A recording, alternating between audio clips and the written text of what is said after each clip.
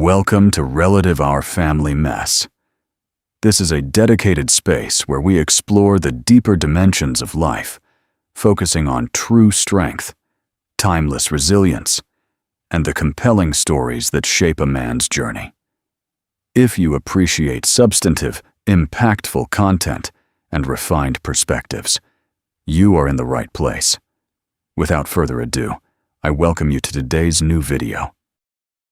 The notification came while I was lying on my back under my son's truck. It was a Tuesday afternoon in November. The garage smelled like motor oil and cold concrete. Rain tapped the roof in the steady, indifferent way Portland rain always does. Like it has nowhere better to be and no reason to stop.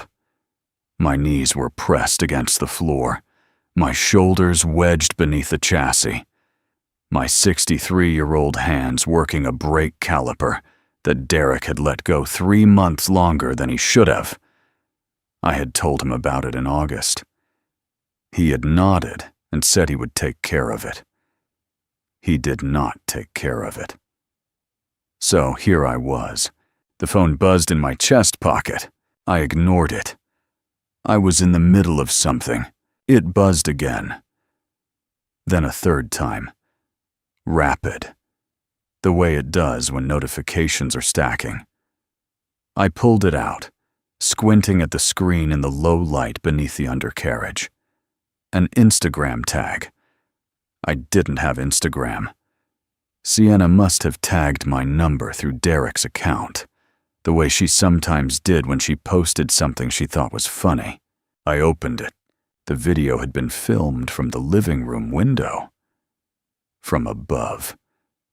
Looking down into my garage, it showed a man on his back beneath a black Range Rover, gray hair catching the overhead light, shoulders moving with the steady effort of someone who has been doing physical work their entire life and has never once thought to stop. The man was me. The caption read, "Our live-in handyman never takes a day off. Dad said retirement is boring anyway. Might as well stay useful. Hashtag family life.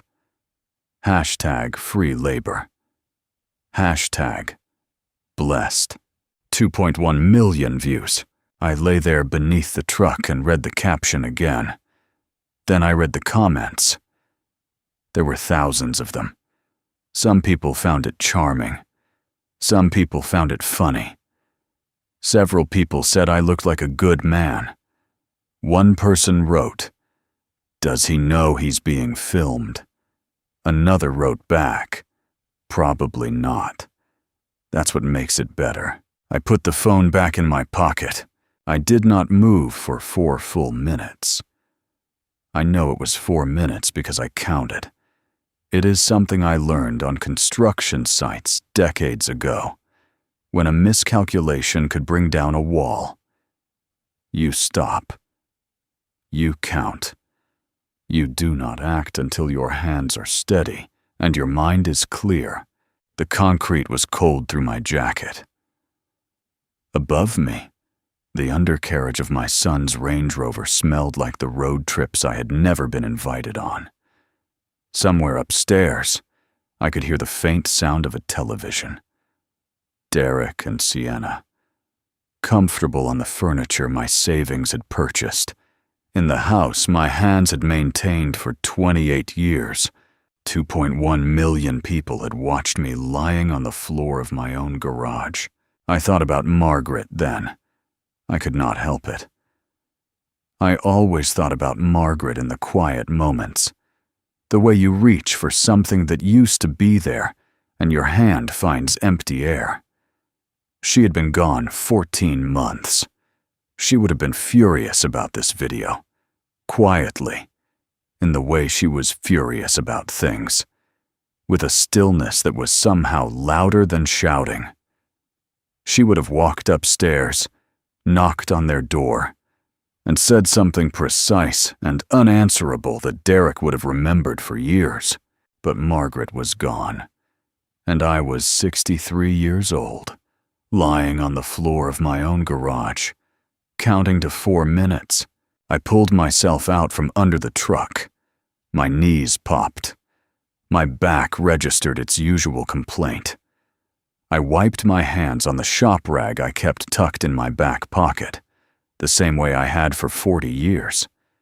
And I stood up in the middle of my garage and looked around at the space that had once been mine, the workbench I had built from reclaimed oak in 1997. The pegboard where my tools hung in the outlines I had traced myself, each one in its place, each one accounted for. The shelf along the back wall where Margaret's old metal toolbox sat, the one she had inherited from her father, the one I had not opened since the week after the funeral. I had walked past it every day for 14 months. I had not been ready. I walked to the workbench and pulled a sheet of paper from the notepad I kept near the electrical panel. I found a pen.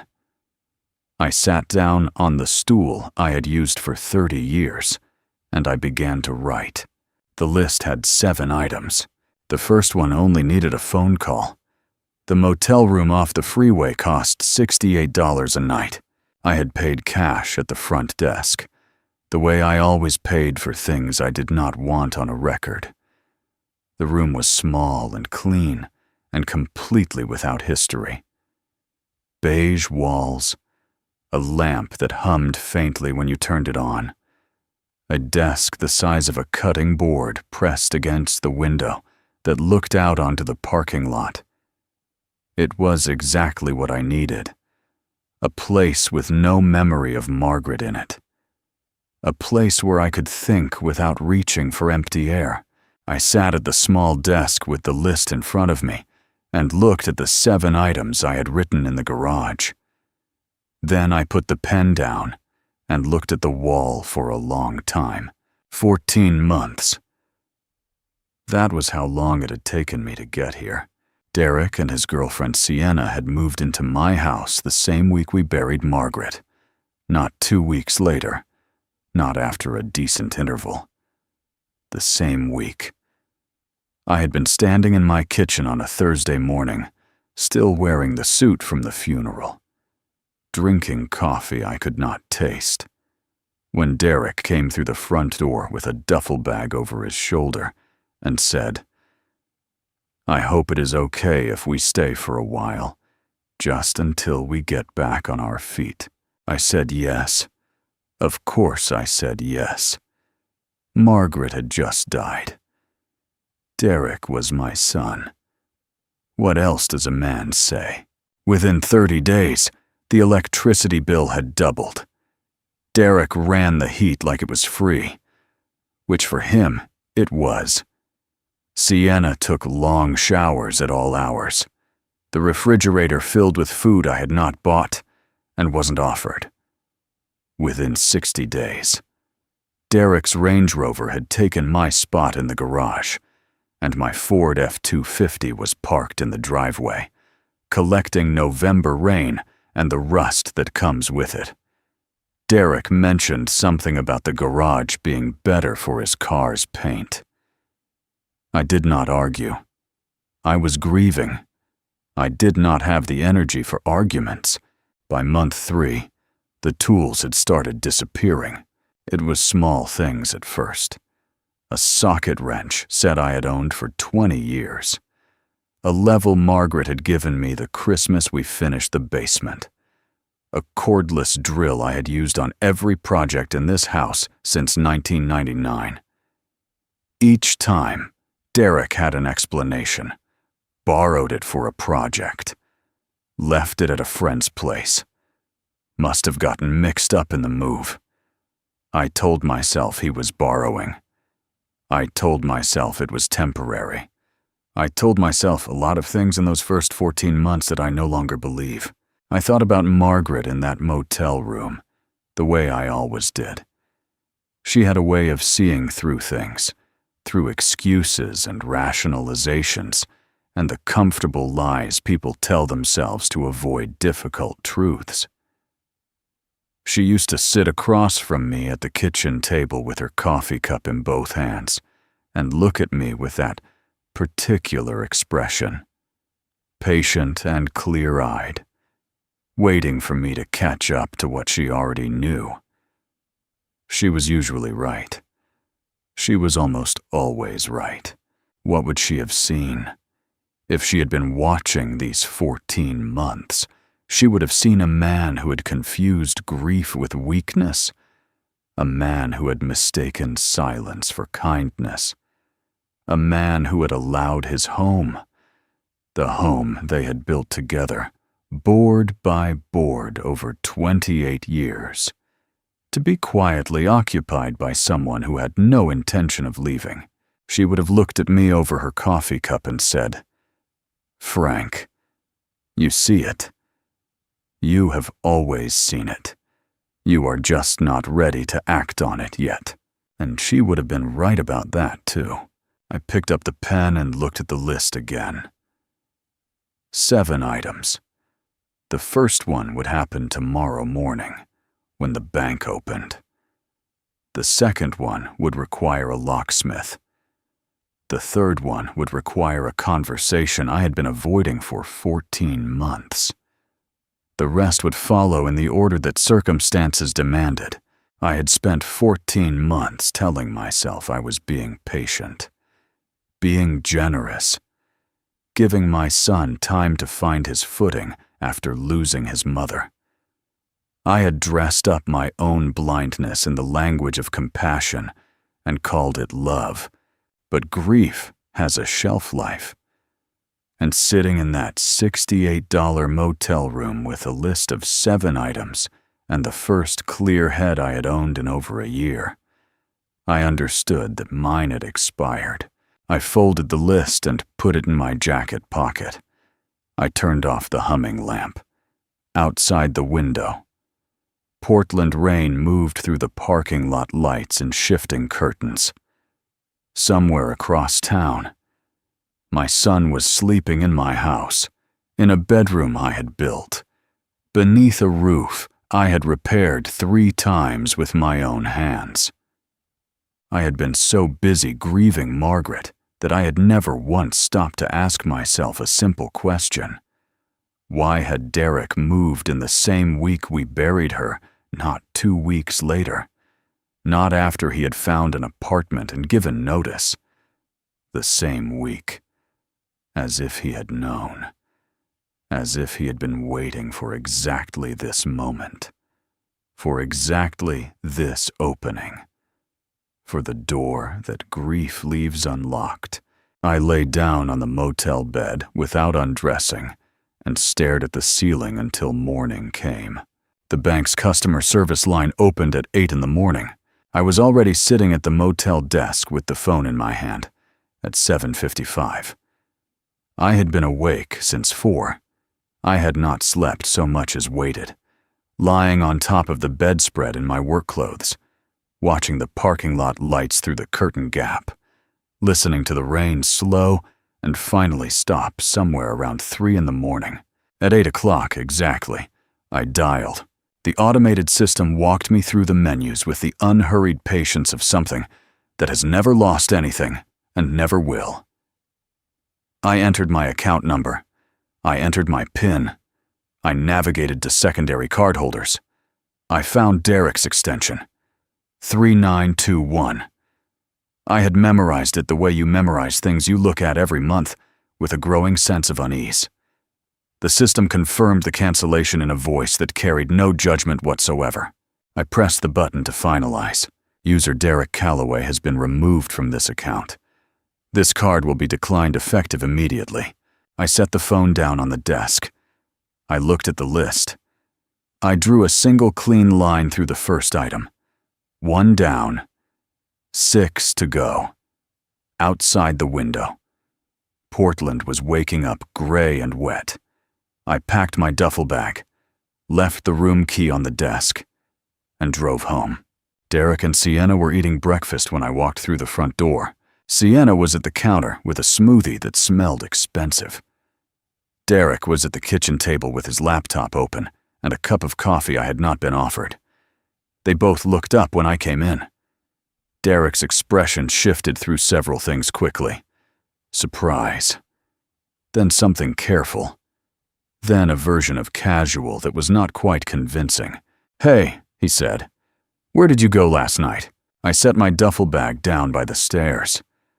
I walked to the kitchen and took a pot from the cabinet. I filled it with water. I set it on the stove. I took eggs from the refrigerator and set them on the counter beside a single bowl. "Dad." Derek's voice had an edge now.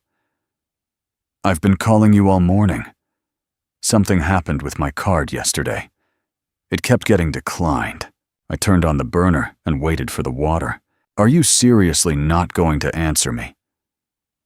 Sienna had turned from the counter.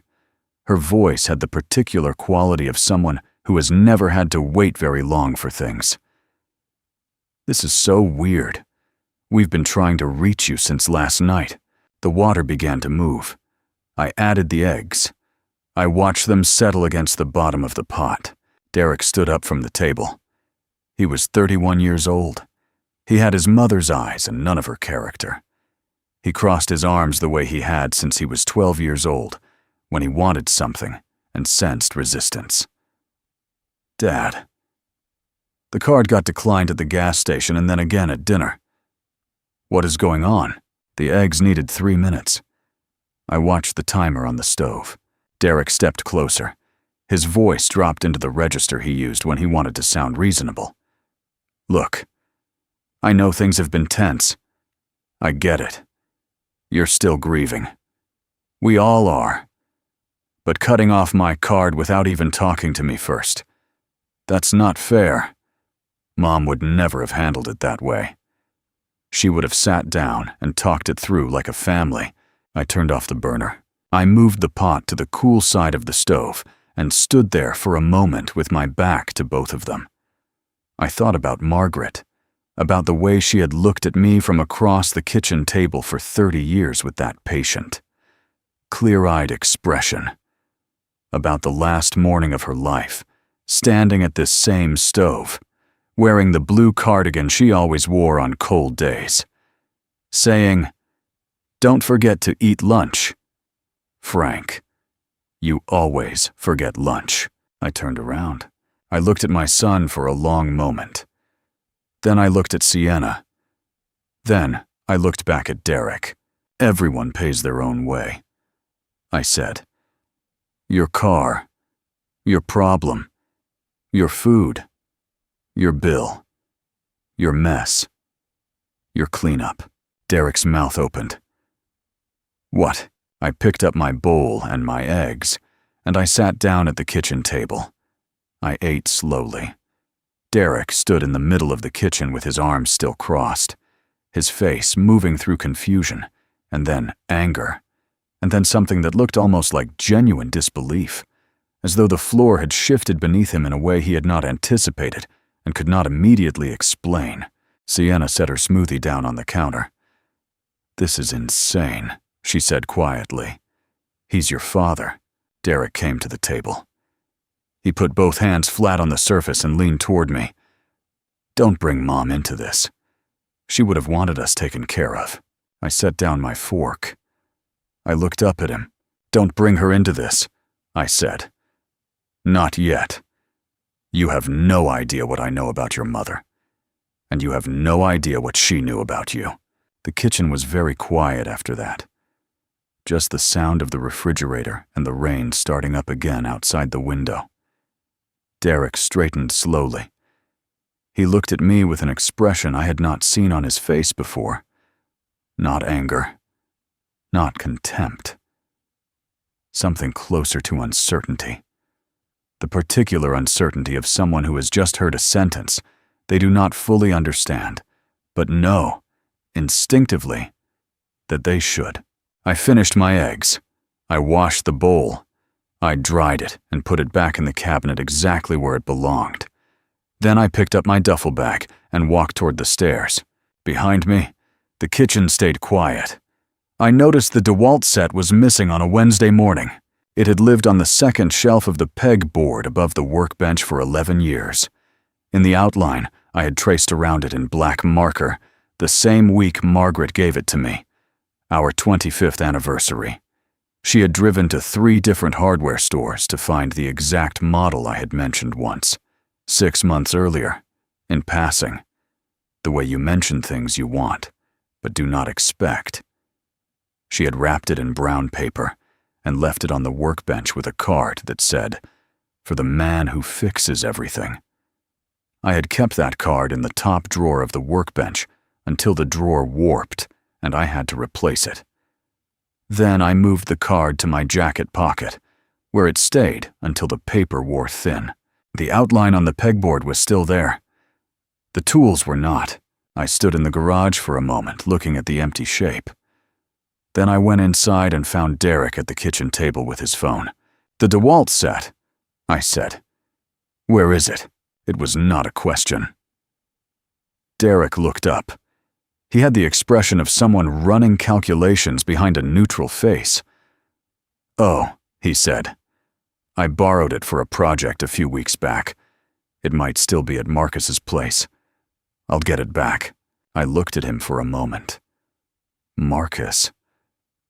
The friend whose name appeared whenever something of mine needed an explanation. The socket wrench had gone to Marcus's place. The level had gone to Marcus's place. Now the DeWalt set had gone to Marcus's place. Marcus apparently had a workshop the size of a city block and the memory of a goldfish. I nodded once and went back to the garage. I sat on my stool for a long time, looking at the pegboard. I thought about the card Margaret had written, "For the man who fixes everything."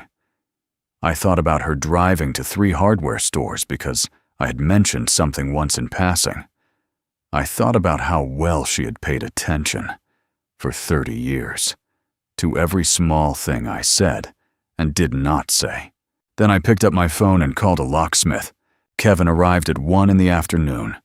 A quiet man in his 40s, with a work van, and the unhurried efficiency of someone who had installed locks on 1,000 different kinds of doors for 1,000 different reasons, and had learned not to ask about any of them. I showed him 2 doors, the master bedroom and the study. "Biometric," I said. "Fingerprint recognition." "Mine only," he nodded. "Standard installation. 40 minutes per door." He opened his case and went to work. I sat in the living room while he worked, reading a 2-day-old newspaper I had found on the porch. The drill ran. The smell of sawdust drifted down the hall. I turned the pages without reading them. Some progress announces itself in noise and debris. Derek came home halfway through the 2nd installation. I heard his car in the driveway. I heard the front door open. I heard his footsteps cross the entryway and then stop abruptly. The way footsteps stop when they encounter something unexpected. He appeared in the hallway doorway. He was looking at Kevin, who was kneeling beside the study door with a drill in one hand and a biometric panel in the other. Derek's face moved through several expressions in quick succession. Confusion first, then something sharper. "What is going on?" he said. "Why are you putting locks on the doors?" I turned a page of the newspaper. "Changing the locks," I said. "My house, your house." He said it the way people repeat things when the meaning of the words has not yet caught up with the sound of them. "Dad, those are our rooms too. We live here." I looked up from the newspaper then. I looked at him steadily, the way I used to look at structural calculations when something did not add up, and I needed to find the error. He saw something in my face. I do not know exactly what he saw, but he stopped talking. Kevin finished the study door 20 minutes later. He showed me how to program my fingerprint. He tested the mechanism 3 times. Green light. Soft beep. Solid mechanical click. I paid him in cash and walked him to the door. When I came back down the hallway, Derek was still standing there. He was looking at the study door, and then, through the gap before I pulled it shut, he saw it. Margaret's toolbox.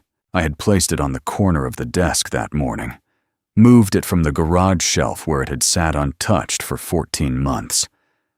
I was not ready to open it, but I was not willing to leave it in a room that no longer had a lock. The old metal box sat on the desk in the afternoon light, her name written on the side in the black marker she had used to label everything she valued. Derek took one step forward. His hand started to rise. I stepped inside the study and closed the door behind me. The lock engaged with its electronic beep and its mechanical click. On the other side of the door, I heard him standing there. Then I heard him try the handle once, carefully. The way you test something you already know will not give. The handle did not move. After a moment, his footsteps retreated down the hall. I stood on my side of the locked door in the quiet of the study, in the room that smelled faintly of Margaret's hand lotion and old paper. And I looked at her toolbox sitting on the desk in the pale November light. Let him wonder. I thought, he had 14 months of my silence to wonder about. Now he could wonder about this too. I called the tow service on Friday morning at 7:30. The man who answered said he could have a crew out by 8. I told him that would be fine. I made coffee, drank it standing at the kitchen window, and watched the street come to life in the gray November light. Derek's Range Rover sat in my garage behind the closed door. My F-250 sat in the driveway, where it had been parked for 14 months. The hood dark with rain, and the kind of fine grit that accumulates on a vehicle nobody is taking care of. I had repainted that truck myself 3 years ago. Took me a weekend and a half.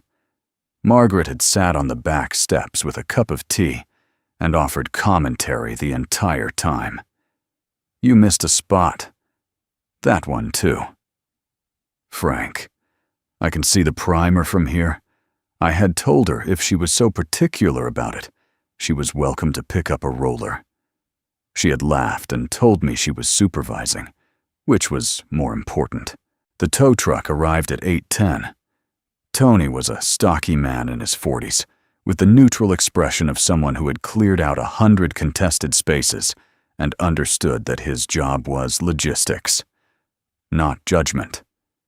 He walked through the garage once, looking at the volume of Derek's belongings stacked along the walls and piled in the corners. Old tires, plastic storage bins, a bicycle with a bent rim Derek had promised to fix 6 months ago. Gym equipment used exactly twice. Unopened boxes from online purchases he had forgotten about. All of it, I said. Move it to the side yard. No cover, Tony nodded. He and his crew worked with the efficient silence of professionals. Hand trucks, moving blankets, systematic. They did not ask questions. Derek came out of the house 20 minutes into the operation. He was still in his pajamas. His hair was not combed.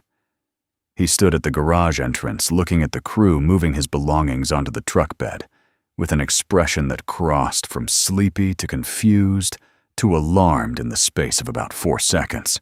"What are you doing?" he said. "Where is my stuff going?" "Side yard," I said. "Not covered." He looked at me. "You can't just move my things without asking." I handed him the itemized receipt Tony had written out. "Your belongings were stored in my garage for 4 months without asking," I said. "Moving them out costs $180. That is your expense." He stared at the receipt. Then he looked at his gym equipment being carried past him on a hand truck. Then he looked at me. "You're charging me for this. I'm passing the cost to you." I said, "Your junk. Your expense." He opened his mouth and closed it again.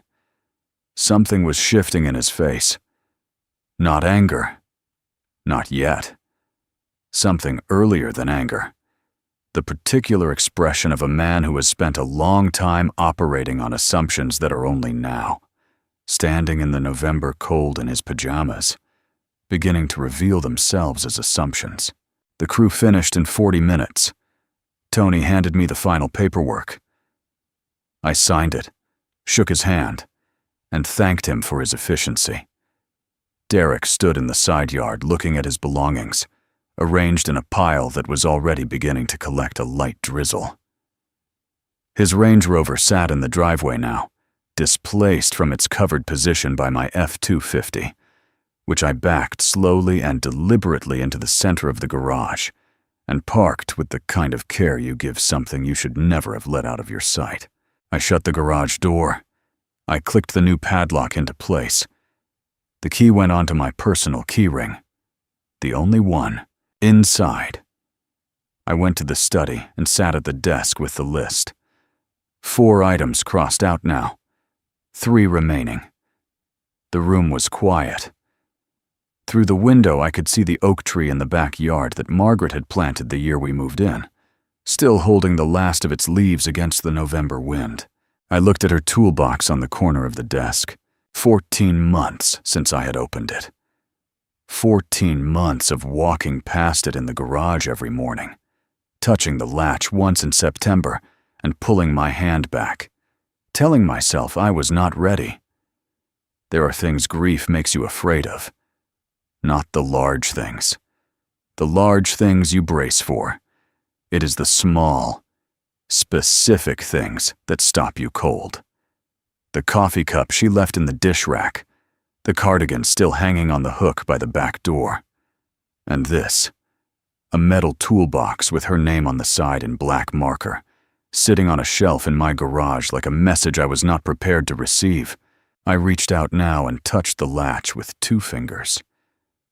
The metal was cool and familiar, the same temperature it had always been, the same texture. My thumb found the release mechanism and rested there. Then I took my hand back. Not yet, I thought. But soon. 4 items down. 3 to go. And one thing that was waiting for me in its own time. Patient the way Margaret had always been patient. Certain I would get there eventually. I folded the list and put it back in my jacket pocket, next to the place where her card used to be. I found it on a Saturday afternoon, 3 weeks after the garage. Derek had left his desk drawer open when he went out. Not the kind of open that suggests carelessness. The kind of open that happens when someone pulls a drawer in a hurry and does not wait to hear it click shut. I was in the hallway outside his room, replacing a section of baseboard trim that had been loose since August. When I glanced through the open door and saw the drawer sitting 2 inches out from the desk, I am not a man who goes through other people's belongings. I had not gone through Margaret's things for 6 weeks after she died, sleeping on my side of the bed, leaving her cardigan on the hook, leaving her coffee cup in the dish rack. You do not touch what belongs to someone else. That is a line I had kept my entire life. But Derek was not in the room, and the drawer was open. And I had been asking myself for 3 weeks, ever since the motel, why he had moved in the same week we buried his mother. I set down my tools. I walked to the desk. I looked into the open drawer. There were the usual things: a phone charger, some receipts, a pen that had leaked onto a folded piece of paper, and there, near the back, a business card, white cardstock, clean font, a Compass Rose logo in the upper left corner, West Side Property Group. Below the logo, a name and a direct line. I picked it up and turned it over. On the back, in Derek's handwriting, a single notation: timeline Q and A, 4 months before Margaret died. I stood at his desk for a long moment looking at that card. Then I put it in my shirt pocket, walked back to the hallway, picked up my tools, and went downstairs.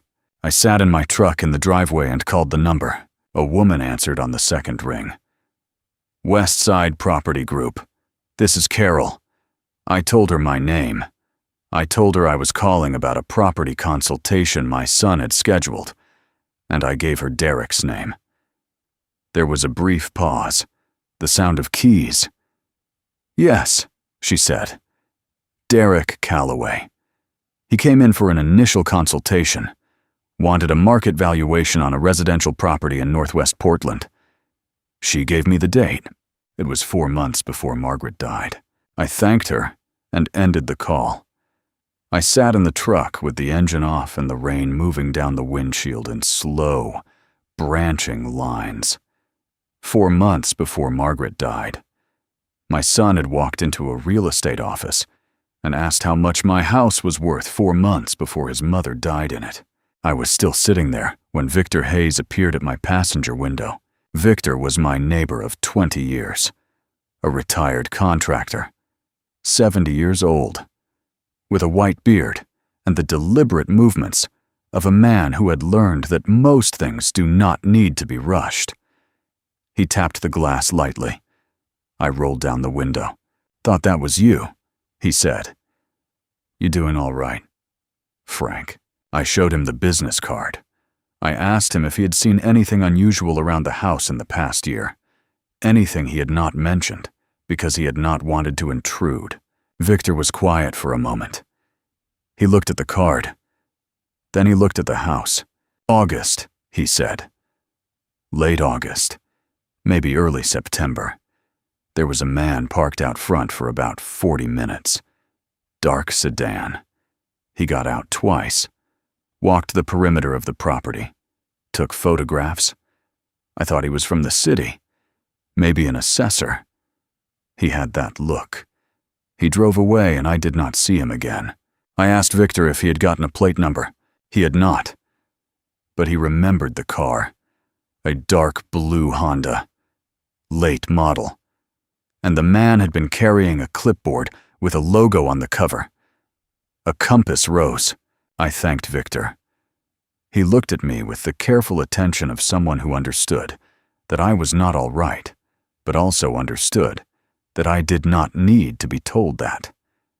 He put his hand briefly on the window frame and then walked back across the yard. I sat alone in the truck for another few minutes. August. Someone from West Side Property Group had walked around my house with a clipboard and taken photographs while Margaret was in the middle of her second round of treatment, while she was tired and confused and asking Derek to manage her medication because the dosages made her hands unsteady. While I was driving her to appointments and cooking the soft foods she could manage and telling myself every night that she was going to be fine, I picked up my phone and called Sandra Chen. Sandra had been Margaret's lawyer for 12 years. She handled the will, the property documents, the financial planning Margaret had insisted on keeping current, even when I told her she was being too cautious. She answered on the third ring. "Frank," she said, "I've been hoping you would call." Something in the way she said it made me go very still. "I have something you need to see," Sandra said. "Margaret left it with me. She asked me to keep it until you came in. She said you would come eventually. She said you always got there eventually."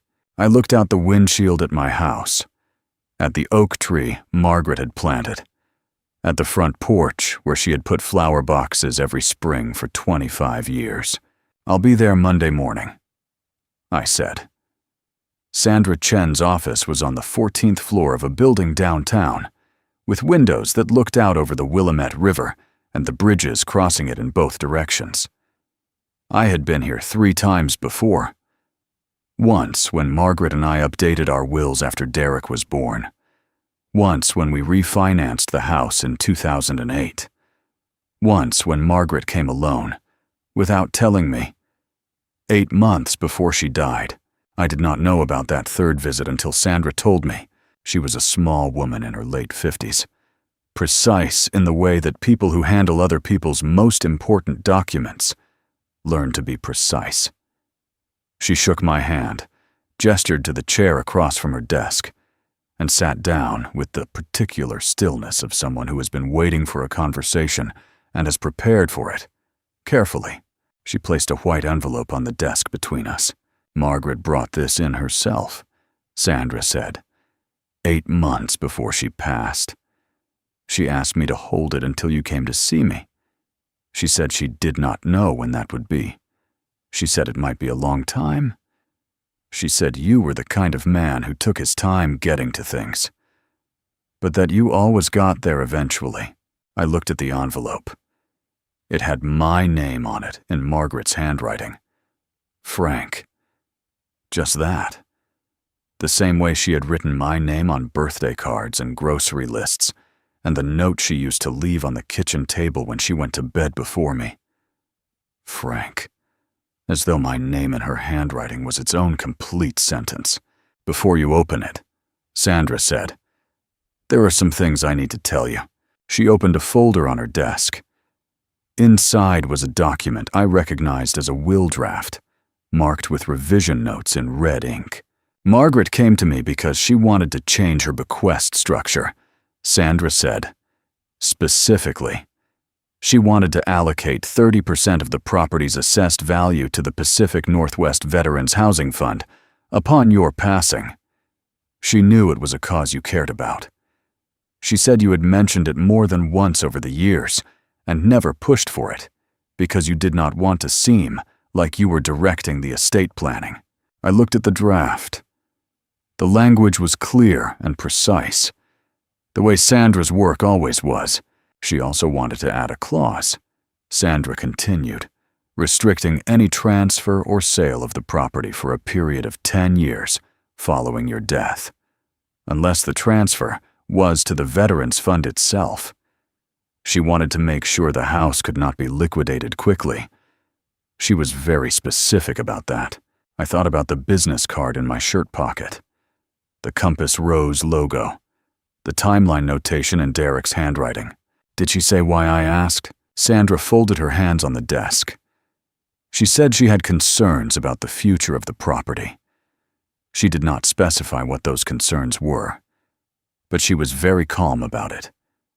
Very deliberate. She had thought it through before she came in. She knew exactly what she wanted. She never mentioned it to me, I said. Sandra nodded. She said she did not want to worry you while she was still in treatment. She said she would tell you when she was better. She paused. She had full intentions of getting better. Frank. I want you to know that. I looked out the window at the river. A container ship was moving under the Fremont Bridge, slow and steady against the current. Sandra slid the envelope across the desk toward me. There is also something inside that she asked me to pass along separately. Sandra said she was very specific that it should come to you directly, not through the estate. She said you would understand what it was for when you saw it. I picked up the envelope. I opened it carefully, the way you open things that cannot be unopened. Inside was a single sheet of paper in Margaret's handwriting. 3 sentences. Frank, I am sorry I could not finish this in time. I love you more than I knew how to say out loud. Check the toolbox, and beneath the note, taped to the paper with a small piece of clear tape, a key. It was small and brass-colored, the kind of key that opens a simple lock rather than a door. I had seen it before. I knew exactly where I had seen it before. It was the key to the padlock on the metal toolbox that sat on the corner of my study desk, the one I had not opened in 14 months, the one I had touched and pulled back from in the garage, the one with her name on the side in black marker. She had given the key to Sandra 8 months before she died. She had been planning for the possibility that she would not be there to give it to me herself. I sat in Sandra's office with the key in my palm and the 3 sentences on the paper in front of me, and I didn't say anything for a long time. Sandra did not rush me. She understood, I think, that some information needs a moment to find its proper weight before you can carry it.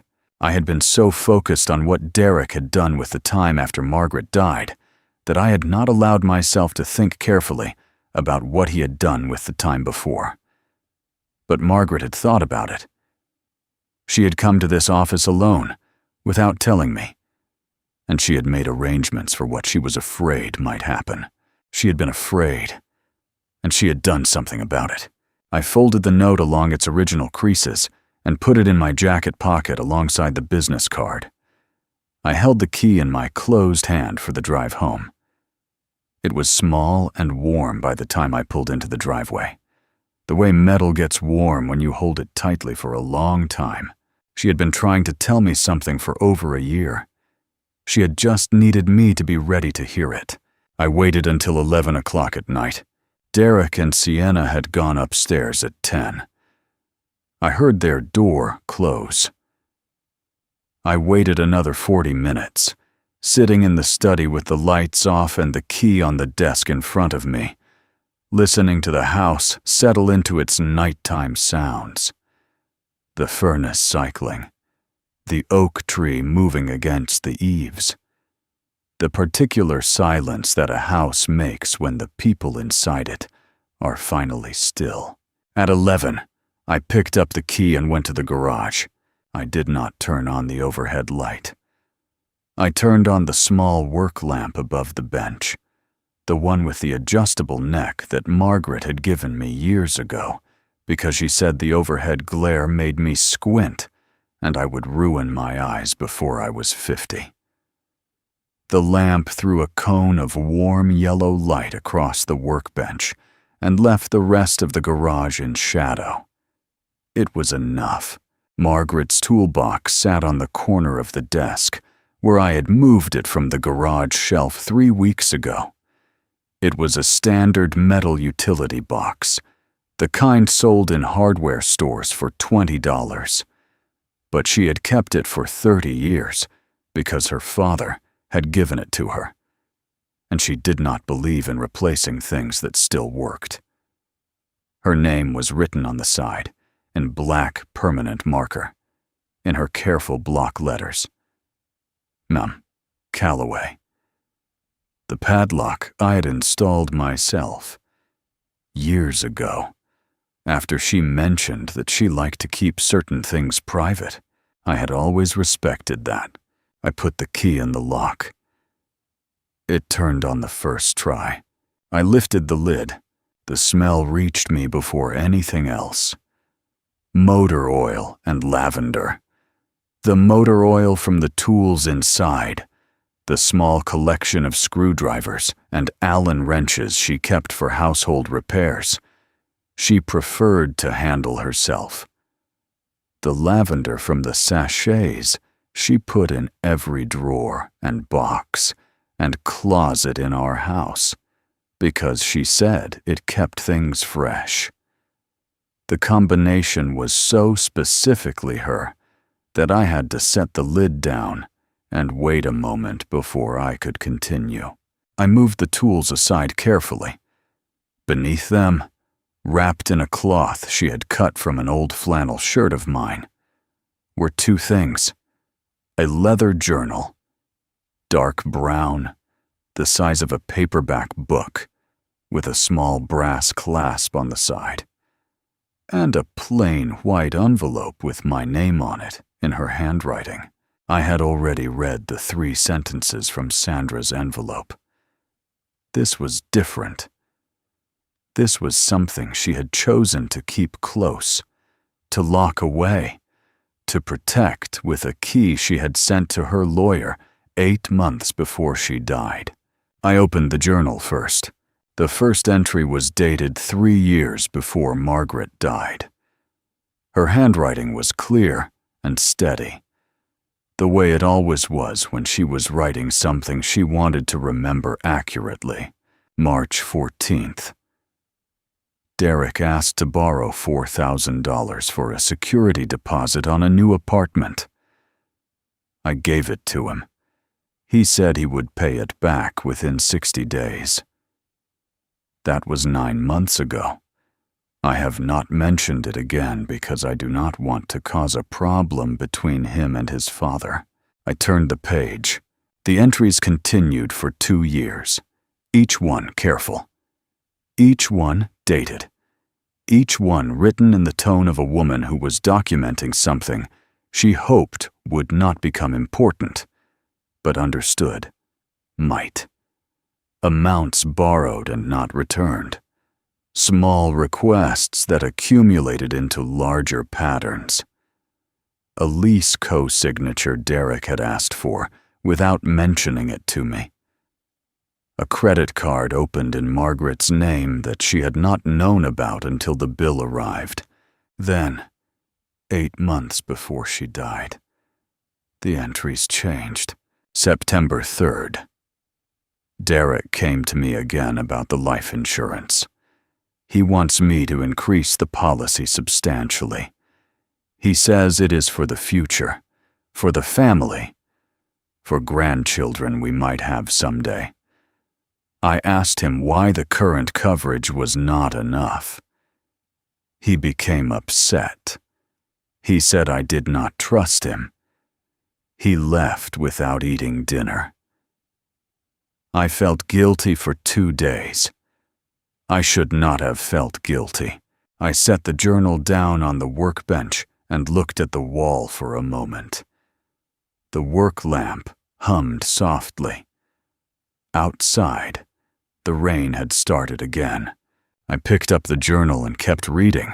October 19th. I signed the insurance increase. Derek was so relieved. He hugged me for a long time. I wanted to believe it meant what it felt like it meant. But I have been keeping this journal for 2 years now, and I have learned to write down what I observe rather than what I hope. November 2nd. I have been very tired lately. Derek manages my afternoon medications when Frank is at the hardware store or running errands. He is attentive about it. Perhaps too attentive. I find myself unsure sometimes whether I have taken my pills or not. I mentioned this to the doctor, and he said it was normal with my dosage. I am not sure it is normal. The handwriting was changing. The letters were slightly larger now, less precise.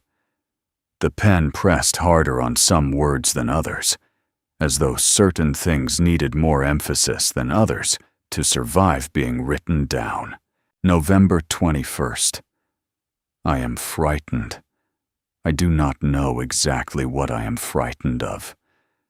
I know I love my son. I know I want to believe the best of him.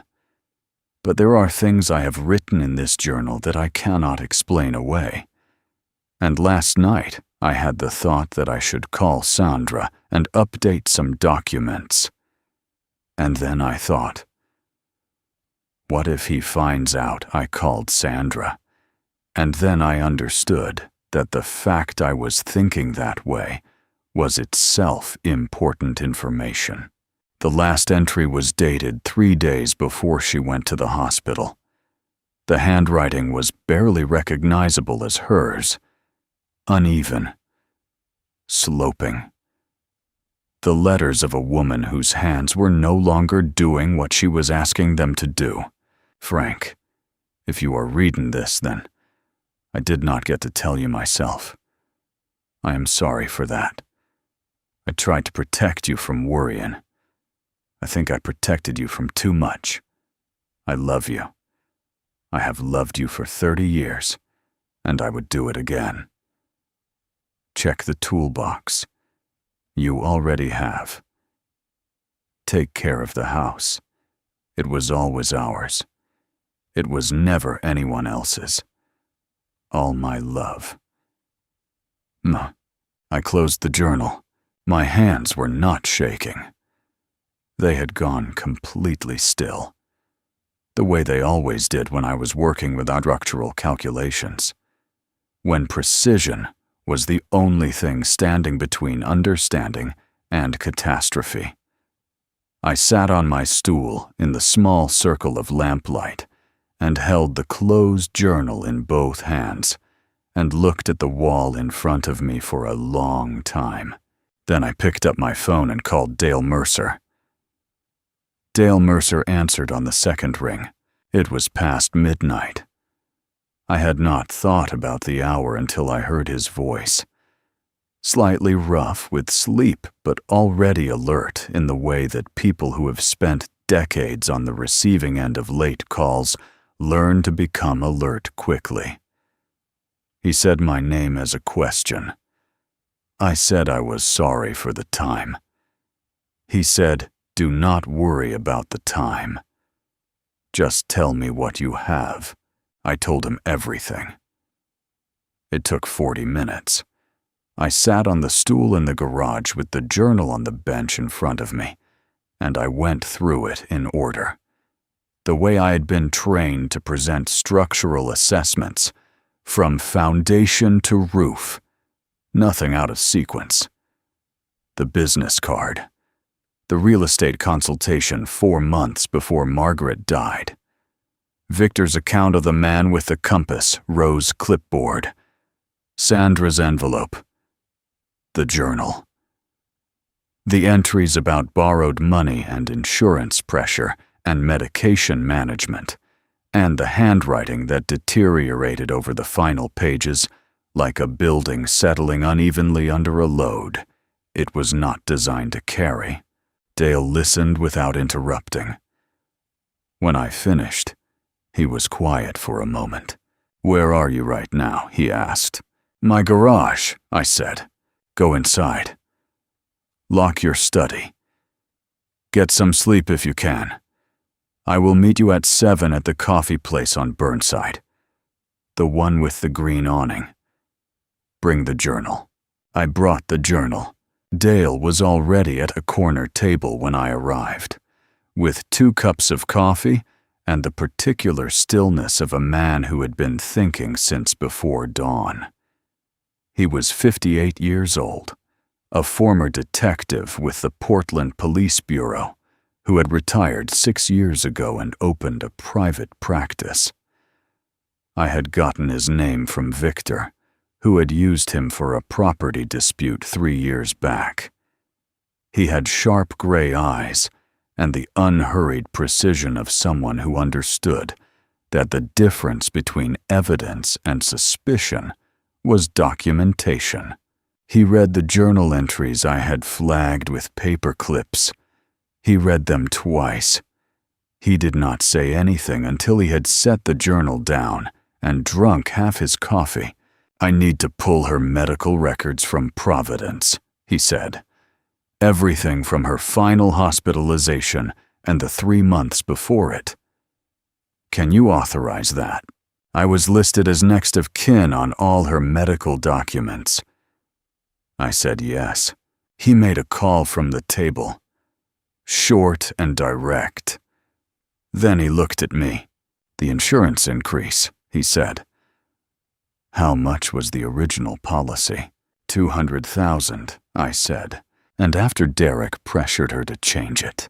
The journal said he wanted it substantially increased. I do not know the final amount. I never looked at the documents after she died. Derek handled the paperwork. Dale wrote something in his notebook. Then he looked up. "I want to talk to her doctor before we go further. The one who treated her in those final months. Do you have a name?" "Dr. Thomas Reed. Cardiology at Providence. He had been her physician for 9 years. We met Dr. Reed that same afternoon. He was a tall man in his early 60s, with the careful manner of someone who had delivered difficult news so many times that he had learned to carry it gently. He met us in a small conference room off the main corridor of the cardiac unit. The room smelled of antiseptic and recycled air. I had been in this building before. The last time I was here, they had brought me to a room not much different from this one and told me Margaret was gone. Reed reviewed her file before we came in. He had it open on the table in front of him when Dale and I sat down. Her warfarin levels were significantly below therapeutic range in the final 10 weeks, he said. Below 35% of the prescribed dose on her last recorded blood draw. He paused. At the time, I attributed it to non-compliance. Patients on blood thinners sometimes under-medicate because of bruising concerns. I increased the dose during her hospital stay and moved forward. Dale asked the question I was not sure I could ask myself. What would cause warfarin levels to drop that far below range over a sustained period of time? Reed folded his hands on the table. Either the patient was not taking the prescribed dose, he said, or someone was managing the medication in a way that resulted in underdosing. He looked at me directly. I understand her son was involved in her daily care during that period. He was, I said. He told her he was making sure she took everything correctly. Reed was quiet. Then he reached into the folder and removed a single sheet of paper. A nursing note. Dated 3 days before Margaret died. One of my nurses flagged this, he said. It was filed incorrectly, and I did not see it until Dale's inquiry prompted a full records review this morning. He slid it across the table. The note was handwritten. The handwriting was steady and professional. Patient requested contact with husband multiple times today. Patient states son has informed her that outgoing calls to family are restricted per physician's order. No such order exists in this chart. Patient appears distressed. Recommend review of visitor communication protocols. At the bottom of the page, in a different hand, smaller and slightly uneven, were 2 lines that the nurse had added as an addendum. Patient asked me to write this down. Tell Frank I love him. Tell him to check the toolbox. I read it twice. Then I folded it very carefully along the lines the paper already had. The way you fold something you intend to keep.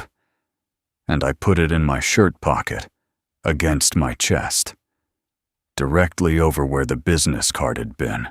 She had tried to reach me. In the final days, confused and frightened, and unable to use the phone.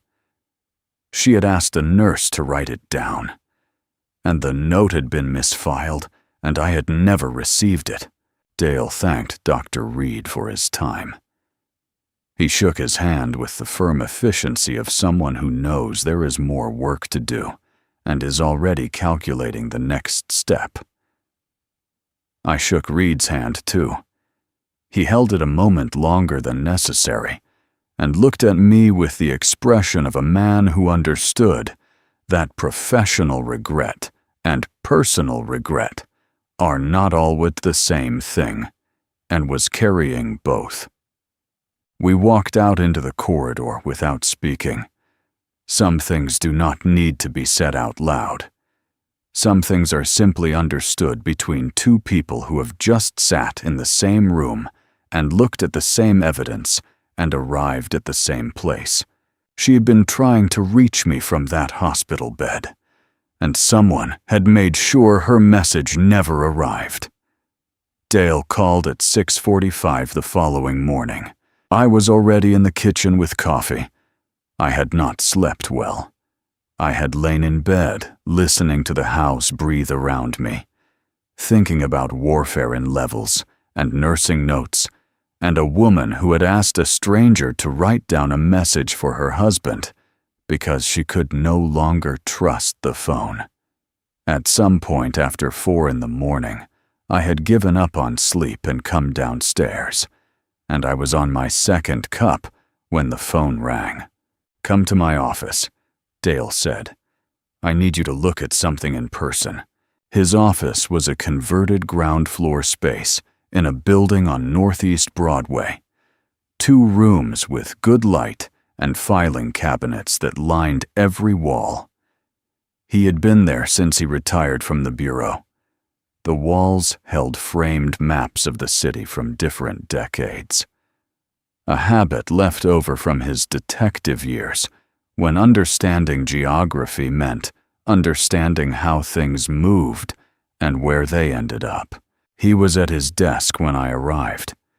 He had a folder open in front of him and a second chair pulled up beside his, which meant he wanted me to look at something alongside him rather than across from him. "Sit down," he said. I sat. He placed 6 documents on the desk in a row. Each one had my name on it. My signature appeared at the bottom of each one, or something that was meant to look like my signature. A loan application, a property assessment authorization, 2 financial disclosure forms, a title transfer initiation document, a secondary mortgage application. I looked at them for a moment. I did not sign any of these. I said, "I know," Dale said. "Look closer." I leaned in. The signature on each document used my name correctly. The capital F had the right general shape. The letters connected in approximately the right way. At first glance, in the context of an official document reviewed by a bank employee with 30 other files on their desk, it would pass. But I knew how I held a pen.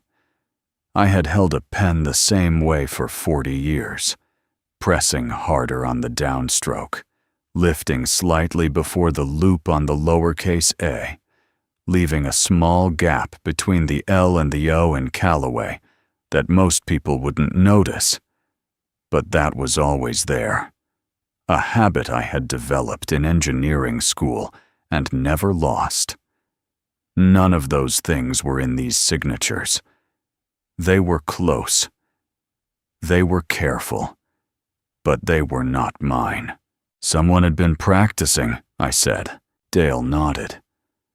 The mortgage application went through a lender in Beaverton. $220,000, secured against the assessed value of your property. The loan was processed 8 months ago. The money was disbursed. He paused. "You never received any of it." I looked at the application, my address, my property description, the assessed value of the house Margaret and I had built together, listed as collateral for a loan I had never applied for, and money I had never seen. "Where did it go?" I asked. Dale opened a second folder. He spread a series of bank statements across the desk. The $220,000 was deposited into an account in Derek's name within 3 business days of the loan disbursement. From there, it moved quickly. A wire transfer to a company registered in Nevada. A series of cash withdrawals at casinos in the greater Portland area. A payment to a recording studio in Los Angeles. Lease payments on the Range Rover. He turned to the next page. "This is separate from the life insurance," he said. "Margaret's policy paid out within 30 days of her death. I requested the records this morning." How much, I asked, though I was not sure I wanted the no. $680,000, Dale said. Derek was the sole named beneficiary. He received the full amount 11 days after the funeral. I looked at the window. A truck was moving down Broadway in the early morning light. Ordinary traffic. An ordinary Tuesday. $680,000 in life insurance. $220,000 from the forged mortgage. $900,000 total, extracted from a marriage of 30 years through a combination of forgery and whatever had happened to Margaret's warfarin levels in the last 10 weeks of her life. And in 14 months, it was gone. Derek was living in my house because he had burned through nearly $1 million and had nothing left. Dale turned to the final page of the second folder. He put his finger on a single line item near the bottom of the expense report. "Read that one," he said. I looked at where he was pointing. The entry was dated 2 weeks before Margaret died. The description read, "Funeral services advance deposit, $15,000. Paid to Riverside Memorial, a funeral advance. Paid 2 weeks before she died." I set the papers down on Dale's desk very carefully. I aligned the edges the way I always aligned documents on a flat surface, precisely out of habit, because my hands needed something specific to do while the rest of me processed what I had just read. Outside the window, Portland was going about its morning. People walking dogs. A woman with a coffee cup waiting for the light to change. Cars moving through the intersection with the ordinary urgency of people who had somewhere to be and expected to get there. He had arranged and paid for his mother's funeral before she was dead. "They're not coming for Derek." "Frank," Dale said quietly. His voice had the tone of a man delivering information he would have preferred not to have found. "These loan shark records show your home address as the primary collection point. When they can't find him, or his assets, they come to the address on the paperwork. They come to your house."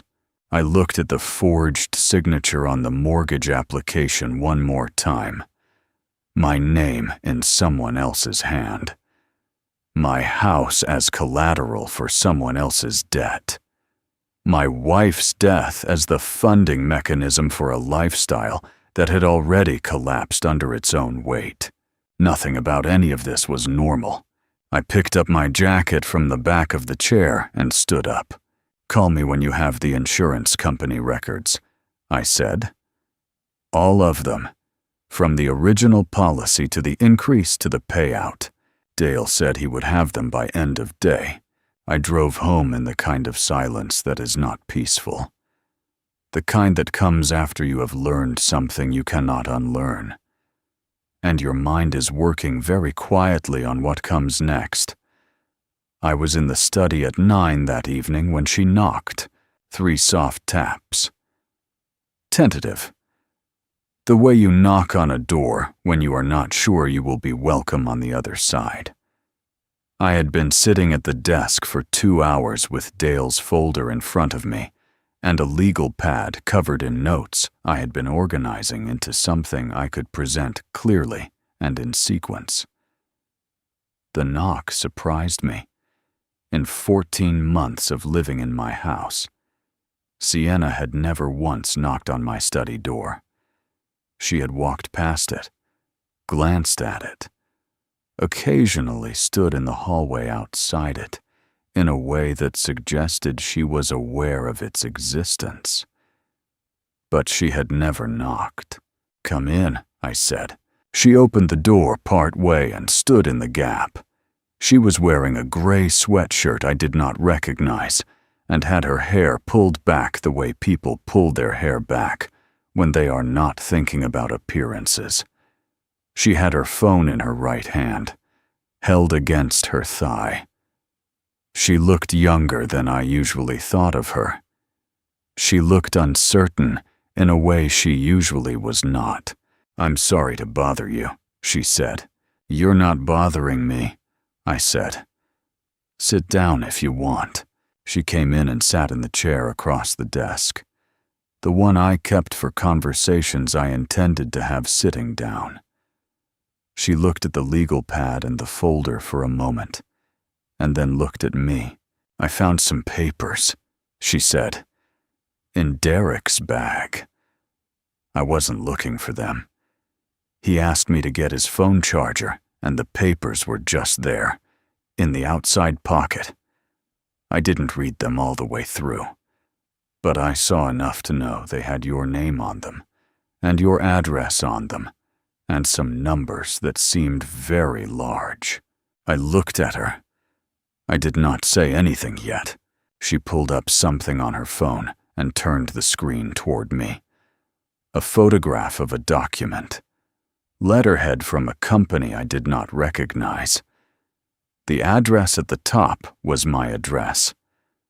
The name at the top was mine. The numbers in the body of the document were in the range of what Dale had described that morning. I took the phone and looked at it carefully. Then I handed it back. "Where is Derek now?" I asked. "He went out after dinner," she said. "He said he had a meeting." She paused. "He's been going out at night a lot lately. He gets calls after midnight sometimes, and he takes them in the bathroom with the door closed." She looked at her hands. I thought it was work. Derek always says things are work. I understood the particular quality of that last sentence. The way it had been said too many times to still be convincing. I set down my pen. I looked at her directly. "How much do you actually know?" I asked. "About how we came to be living in this house?" She looked up. "What do you mean?"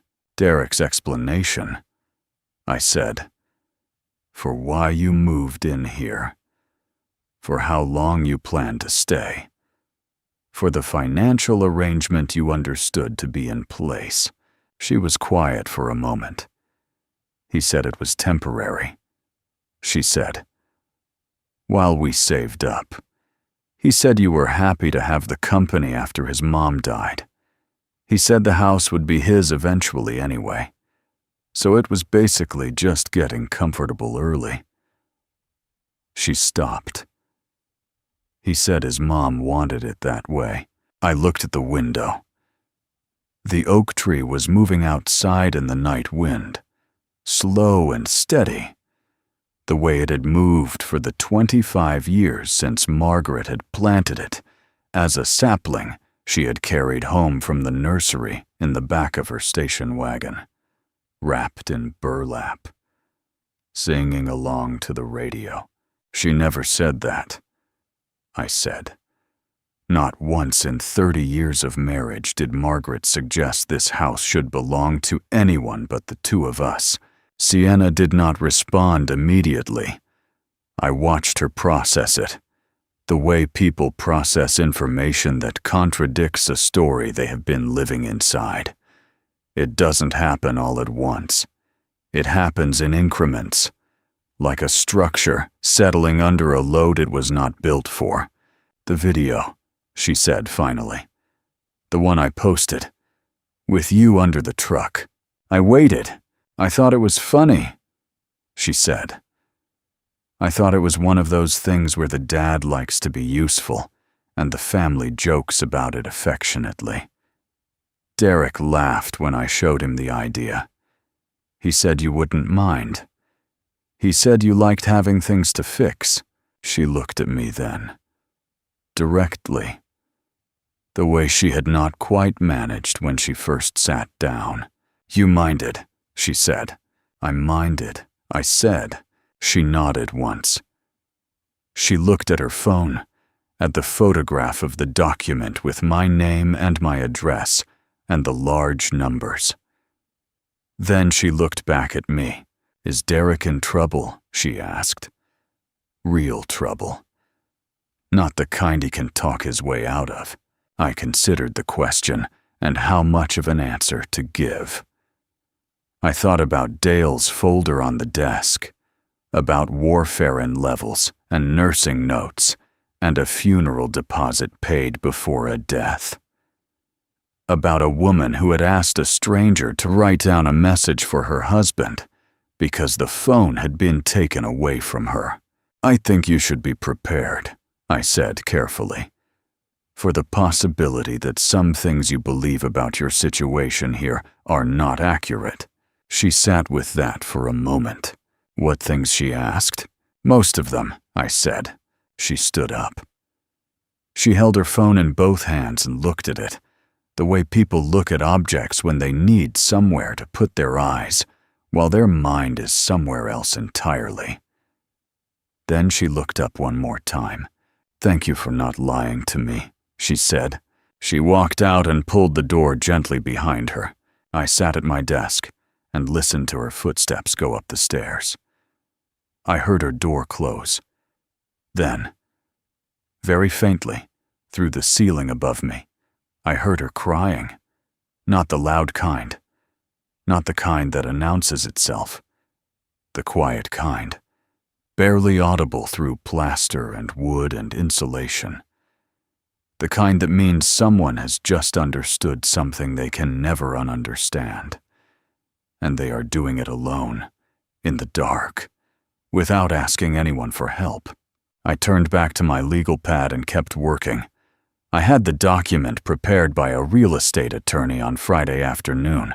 Her name was Patricia Owens, a woman in her 50s, who operated out of a small office in the Pearl District and had handled landlord-tenant law in Oregon for 25 years.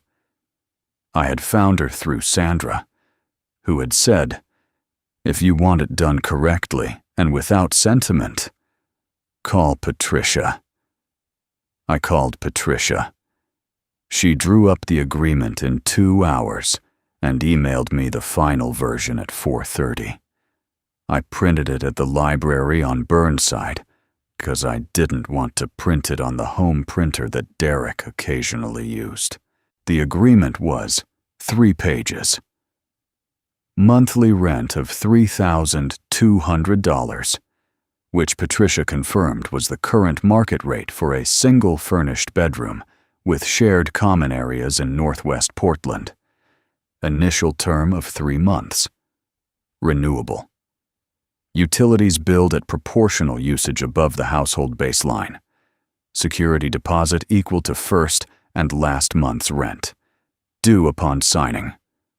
The final paragraph cited Oregon Revised Statute 90.395, which governed the rights of property owners to require vacancy when no formal tenancy agreement existed.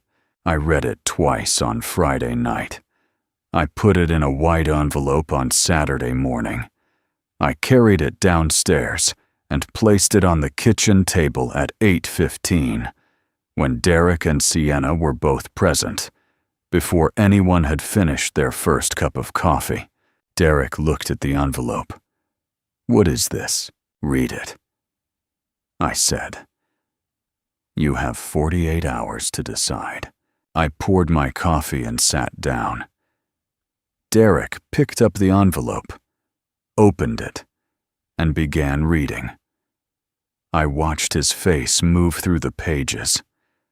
The particular progression of expressions that passes across a person's face when they are reading something that dismantles an assumption they have been operating on for over a year is not something you forget once you have seen it. He set the document down on the table. "Dad." His voice had the careful quality of someone choosing their words with strategic precision. "This is not fair. We are family. You cannot charge your own son rent." "I can," I said. "And I am." "You're grieving," he said. "You have been since Mom died. And this is what grief does to people. It makes them act against their own interests. It makes them push away the people who are closest to them. Mom would be devastated if she saw this." I set my coffee cup down. I looked at him. "Don't," I said. He changed direction without pause, the way he always had, pivoting from one angle to another with the fluency of someone who had spent a lifetime reading rooms and adjusting accordingly. "Look," he said, his voice dropping into the register he used when he wanted to project reasonableness. "We are in a difficult financial period right now. The real estate market has been brutal this year. Paloma and I have been working on getting back on our feet, and we are almost there. If you give us just a few more months, we will have enough saved for a deposit on our own place and we will be out of your hair completely. $3,200 a month is not something we can manage right now. You know that. Sienna was sitting at the counter. She was holding her coffee cup with both hands and looking at the surface of the kitchen table. She did not say anything. I noticed that. You live-streamed me under your truck, I said, and called it free labor. You sold tools your mother gave me. You have lived in this house for 14 months without contributing a single dollar to the property taxes, the insurance, or the utilities. The grace period is over. Derek's jaw tightened. He looked at the document again. Then he looked up with the expression of a man who has one card left and is deciding whether to play it. Mom would never have done this, he said. She would have understood. She always understood. I stood up. Your mother, I said, understood a great deal more than you gave her credit for. You have 48 hours. Read the document carefully. Patricia Owens is the attorney of record if you have questions about the legal language. I picked up my coffee and walked out of the kitchen. Behind me, I heard Derek exhale sharply. Then silence. Then the sound of him picking up his phone. I stopped in the hallway, just out of sight, and listened. His voice was low and urgent, the way it got when he was talking to someone he owed something to. She's changing things, he said. I need more time. Just 2 more weeks. I can get you the first payment if you give me 2 more weeks. He paused, listening. I know what I said. I know. But my father, it's more complicated than I expected. Another pause. Longer, this time. Whatever was said on the other end of that call, it changed the quality of Derek's silence. When he spoke again, his voice had dropped further. I understand, he said. I'll figure it out. He hung up. I stood in the hallway and thought about what Dale had told me, about the loan shark operation, about the address on the collection paperwork, about the $900,000 that had passed through Derek's hands in 14 months and was gone. Every dollar of it, leaving nothing behind except debt and a forged mortgage against a house that had been built over 28 years with the kind of labor that cannot be replaced or repaid. He had been planning to pay his debts with my house, the house Margaret and I had painted room by room, repaired season by season, filled with 30 years of small decisions that accumulated into a life. He had looked at all of that and seen a number on a property assessment form, a line of credit, a way out. I walked upstairs and sat in my study until dinner. I did not come back down. The 48 hours passed slower than I expected. I didn't sleep much the first night. I lay in the master bedroom, my bedroom, the one I'd reclaimed 3 weeks ago with a biometric lock and a quiet sense of purpose, and I listened to the house. The rain had come back, the way it always does in Portland in late November, tapping against the gutters Margaret had insisted on painting white. She said the white made the house look like it was smiling. It didn't feel like smiling now. Somewhere down the hall, I could hear Derek on the phone. Low, urgent murmuring. The kind of voice a man uses when he's running out of options and he knows it. I checked the clock, 2:17 in the morning. I turned onto my side and stared at Margaret's empty pillow. 48 hours. I thought, let it run. The second morning came gray and quiet. I was at the kitchen table by 7, coffee in hand, Notepad open, going over Dale's latest summary. He'd called the previous evening with an update. The Nevada company Derek had wired money to was registered under a name that didn't exist a shell. 3 layers deep. The Range Rover lease payments traced back to a subprime finance account opened 6 months before Margaret died. Dale had also cross-referenced Derek's credit history and found 3 delinquent accounts totaling just over $41,000 accounts Derek had opened, using Frank's Portland address without his knowledge. I wrote that number down. 41,000. Then I circled it twice. That's when I heard the soft knock at the kitchen doorway. Sienna stood at the entrance, dressed simply jeans, a gray pullover, hair pulled back, no ring lights, no camera. She looked younger without the performance. Younger. And honestly, a little frightened. "Do you have a minute?" she asked. I gestured to the chair across from me. She sat down, placed her phone face down on the table, and slid a folded piece of paper toward me. Not a phone screenshot. An actual printed email. The kind you print when you want something to feel real, to feel permanent. "I found this 2 nights ago," she said. In his laptop bag. He'd printed it and folded it into his financial folder. I don't think he knew I'd seen that folder. I unfolded it carefully. It was an email chain between Derek and a real estate attorney named Gerald Finch, dated 7 weeks ago. The subject line read, "Re-accelerated title transfer, Callaway property, Northeast Prescott."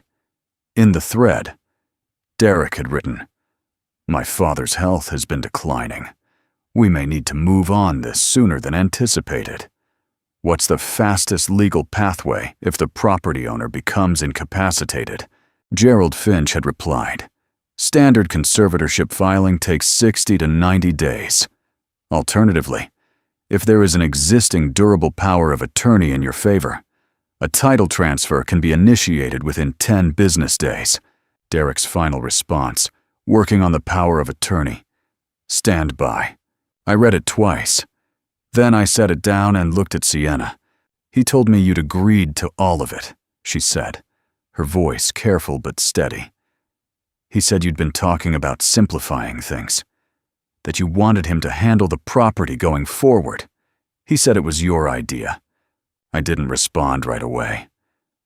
I looked at Margaret's handwriting on the notepad cover, a grocery list from 2 years ago I'd never been able to throw away.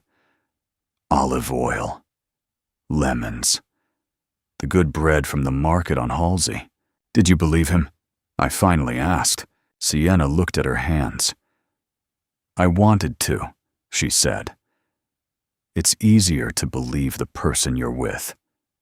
She paused. But there were things that didn't add up. The way he talked about your house like it was already his. The way he'd get quiet and careful whenever your name came up around certain people. And the phone calls at 2 in the morning. She met my eyes. Those weren't normal phone calls. I nodded slowly. "No," I said. "They weren't." She pushed the email 1 inch closer toward me. A small gesture. "Deliberate?" "I don't know everything," she said. "But I know this is wrong. And I think you need that more than I do." I folded the email back along its original crease and placed it beside Dale's summary. 2 pieces of paper that, together, were beginning to form something much larger than a rental dispute. "Are you still living here?" I asked. "I booked a room at the Marriott on Broadway," she said quietly. "I moved my things this morning while he was out." I studied her face. She wasn't performing. There was no audience, no ring light, no comment section feeding her emotion back to her. Just a young woman sitting at a kitchen table, making a decision she probably couldn't fully explain yet. "Thank you," I said. She stood, retrieved her phone from the table, and walked to the doorway. She paused without turning around. "He told me once," she said. that this house was going to be his inheritance, that it was only a matter of time. A beat of silence. I think he'd already decided when that time was going to be. She left. The back door closed softly behind her. I sat alone in the kitchen. The email beside Dale's notes. The rain beginning again outside. I thought about a power of attorney that was never signed. I thought about a title transfer that never happened. I thought about Margaret, alone in a hospital room, asking a nurse to relay a message to her husband. I picked up my phone and called Dale. She gave me something, I said when he answered. Email chain. Derek and a real estate attorney. He was planning a conservatorship. Dale was quiet for a moment. That changes things, he said. Yes, I said. It does, Frank. His voice dropped a register. We need to talk to someone with federal jurisdiction. This isn't just civil fraud anymore. I looked at the email. I looked at Dale's summary. I looked at Margaret's grocery list on the notepad cover. Olive oil. Lemons. The good bread. Set up the meeting, I said. Dale had a contact. He didn't explain how he knew Special Agent Christine Okafor, and I didn't ask. In my experience, men like Dale retired detectives who spent 30 years watching Portland change from the inside collect contacts the way other men collect tools. You don't question the inventory. You're just grateful it exists when you need it. The meeting was set for Thursday morning. A federal building downtown on Southwest 3rd Avenue, 12 floors up, a conference room with no windows facing the street. Dale told me to bring everything originals where I had them, clean copies where I didn't. He also told me to dress plainly. Don't come in looking like a man who's angry, he said. Come in looking like a man who's organized. I pressed my gray shirt the night before. I laid out the documents in a manila folder in the order Dale suggested, medical records first. Then the forged mortgage signatures. Then the insurance disbursement timeline. Then the shell company wire transfers. And finally on top, the conservatorship email chain. I placed Margaret's leather journal in a separate Ziploc bag. Dale had advised me not to hand it over yet. Let them ask for it, he said. Things people ask for carry more weight than things you volunteer. I slept 4 hours. Better than I'd expected.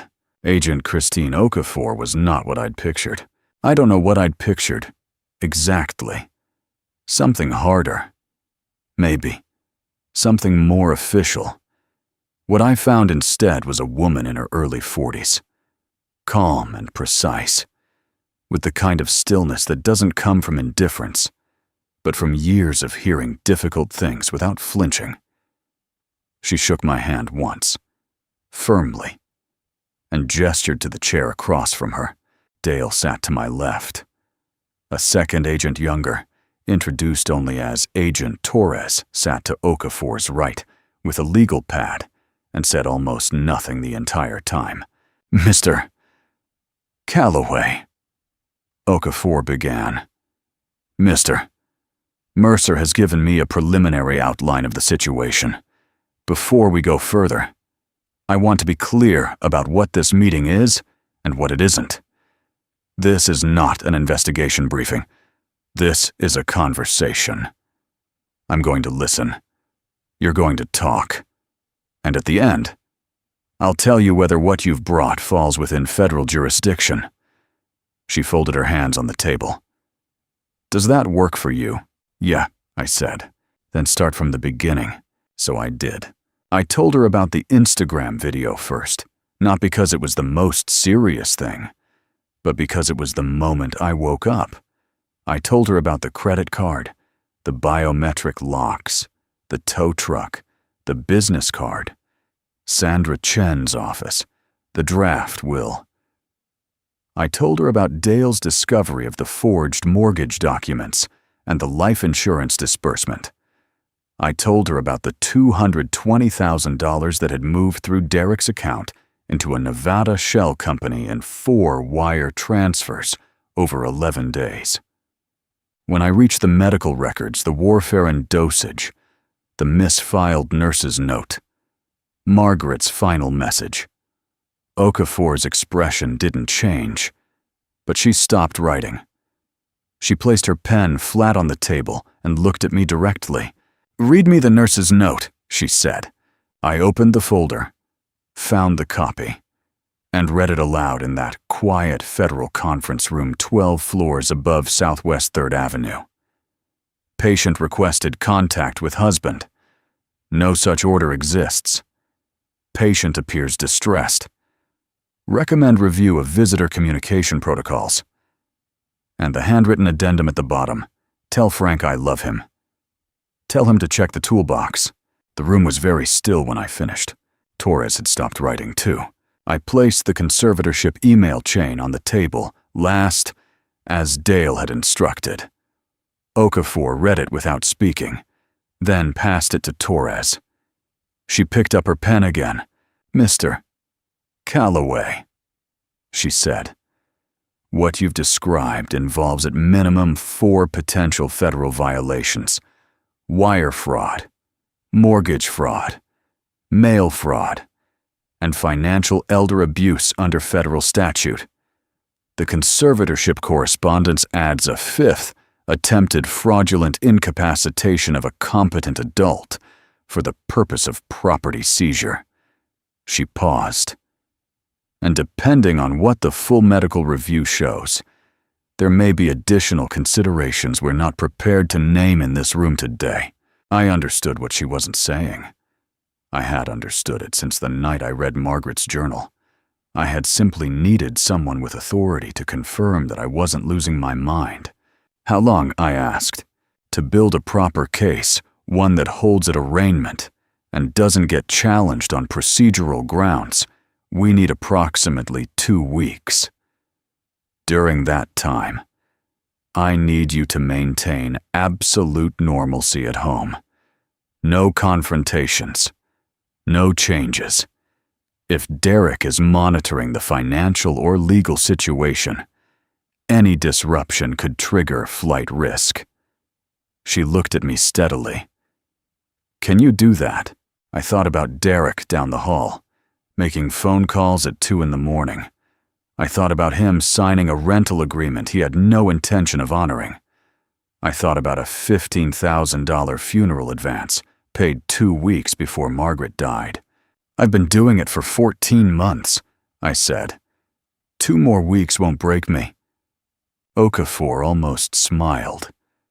It was a small thing, a slight shift at the corner of her mouth, but in that conference room, it felt like the first genuinely honest moment I'd experienced in a very long time. "One more thing," she said. She slid a business card across the table. "If anything changes, if Derek leaves suddenly, if you receive any communication from the shell company or any creditors, or if you feel there is any threat to your physical safety, you call that number directly, not Dale. That number." I took the card. I looked at it once, then placed it in my shirt pocket, next to the space where I'd been keeping Margaret's nurse's note. "Mr. Calloway." Okafor stood, signaling the end of the meeting. "You did the right thing by documenting everything. A lot of people in your position don't. They react. They confront. They destroy evidence without meaning to." She extended her hand. "What you've built here is a case." I shook her hand. "My wife was thorough," I said. "I learned from her." Dale and I walked out of the federal building into a cold Portland afternoon. The clouds were low and flat, the kind that settle over the West Hills in November and don't leave until March. We stood on the sidewalk for a moment without speaking. 2 weeks, Dale said finally. 2 weeks, I agreed. He nodded once, turned up his collar against the wind, and walked to his car. I stood there a moment longer, watching the traffic move along Southwest 3rd Avenue, ordinary and unhurried. The city continuing its business as if nothing had shifted. But something had. Something large and slow-moving, the way justice usually moves, had changed direction. I drove home. I parked in the garage. I walked into the house and said good evening to Derek, who was watching television in the living room, comfortable and entirely unaware. I went to my study, closed the door, and sat at my desk. 2 weeks. I opened my notepad to a fresh page and wrote 2 words at the top. Be patient. I have always been good at waiting. It's a skill people don't talk about much, but it's a skill nonetheless, maybe the hardest one. Any man can act when the moment demands it. Fewer men can hold themselves completely still when everything inside them is pushing forward. Margaret used to say I had the patience of a man who understood that wood doesn't rush itself. You let it dry. You let it settle. Then you work it. Those 2 weeks, I let things settle. The first few days were the strangest. Derek signed the rental agreement on a Tuesday morning. He set it on the kitchen counter with the casual confidence of a man who believes a signature is just a formality, something you do to keep the peace, not something that binds you. He poured himself a cup of my coffee without asking, the way he always did, and said the check would come at the end of the month. I thanked him. I folded the agreement, placed it in the manila folder in my study, and added it to the evidence stack. He had no idea he had just signed a document that would be entered into a federal case file in 8 days. I made breakfast. Eggs. Toast. The good orange marmalade Margaret had ordered from a small company in Bend. I ate at the kitchen table with my newspaper and my coffee, and I listened to Derek move through the house, his footsteps on the hardwood, the sound of the shower running longer than necessary, the low murmur of his phone calls drifting under the gap of his bedroom door. Normal. Everything deliberately, carefully normal. By the end of the first week, I had developed a quiet routine. Mornings I spent in the garage, working, not on Derek's truck that was long done. I pulled out a set of cabinet doors I'd been meaning to refinish for 2 years, the ones from the laundry room that Margaret had always said she'd get to eventually. I stripped them, sanded them down to bare wood, and started applying a pale gray stain she'd picked out herself from a hardware store sample card she'd left clipped inside her recipe binder. Working with my hands steadied me. It always had. In the afternoons, I read. Legal documents. Mostly Sandra Chen had sent over a full copy of Oregon property law regarding conservatorship filings, and I read it the way I used to read equipment manuals, slowly and with a pencil in hand. I wanted to understand exactly what Derek had been planning. I wanted to know the mechanism of it, not just the outcome. What I found was cold in its precision. Under Oregon statute, a conservatorship petition requires a medical declaration of incapacity from a licensed physician, which meant Derek would have needed a doctor willing to sign off that I was no longer capable of managing my own affairs, which meant he had either already approached someone or was planning to, which meant the 2-week warfarin underdosing of Margaret, a woman who had been perfectly sharp, perfectly present, until she suddenly wasn't, was not an accident of caregiving negligence. It was a rehearsal. I set the legal document down on my workbench, picked up my coffee, and stared at the pale gray cabinet door drying on the rack. I didn't cry. I was past that. What I felt was something quieter and colder, a deep, structural grief. The kind that doesn't move through you quickly but instead becomes part of your foundation. Something you build on, rather than something that builds up inside you. Margaret had seen it coming. She had done what she could. She had left me a key. On the 9th day, Dale called with a brief update. The Nevada shell company had been traced to a registered agent in Las Vegas who handled over 200 similar entities. 4 of them were connected to financial fraud cases currently open in 3 states. Derek's wire transfers placed him in direct association with 2 of those cases.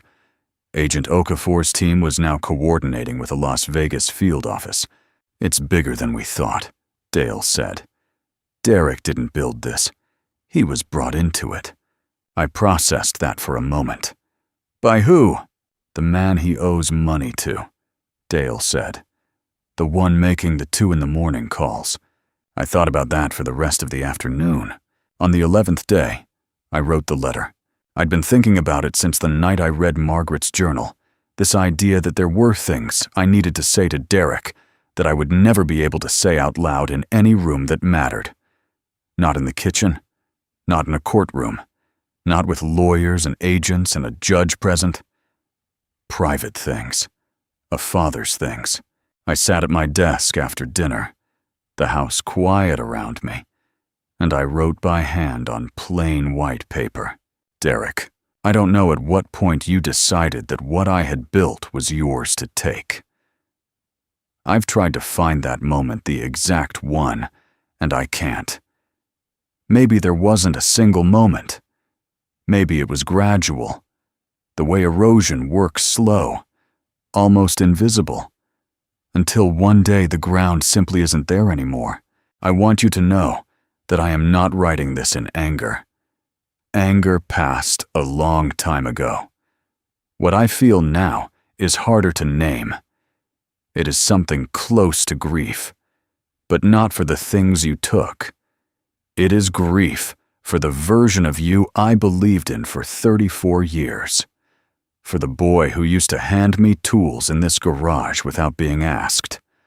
For the young man who cried at his mother's wedding anniversary dinner because he said he hoped he'd find someone who loved him the way I loved her. I still don't know if that person was real, or if he was the rehearsal too. Your mother knew. In the end, she knew. And she did not stop loving you.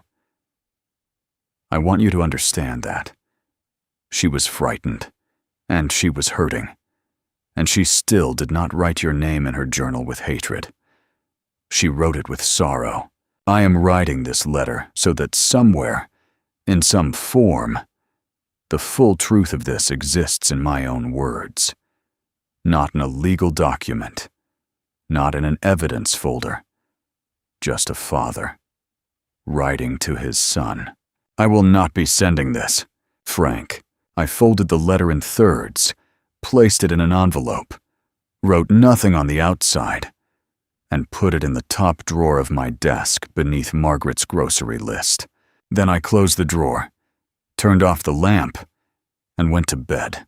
3 more days. On the 13th day, Derek came to my study door. He knocked twice, something he almost never did.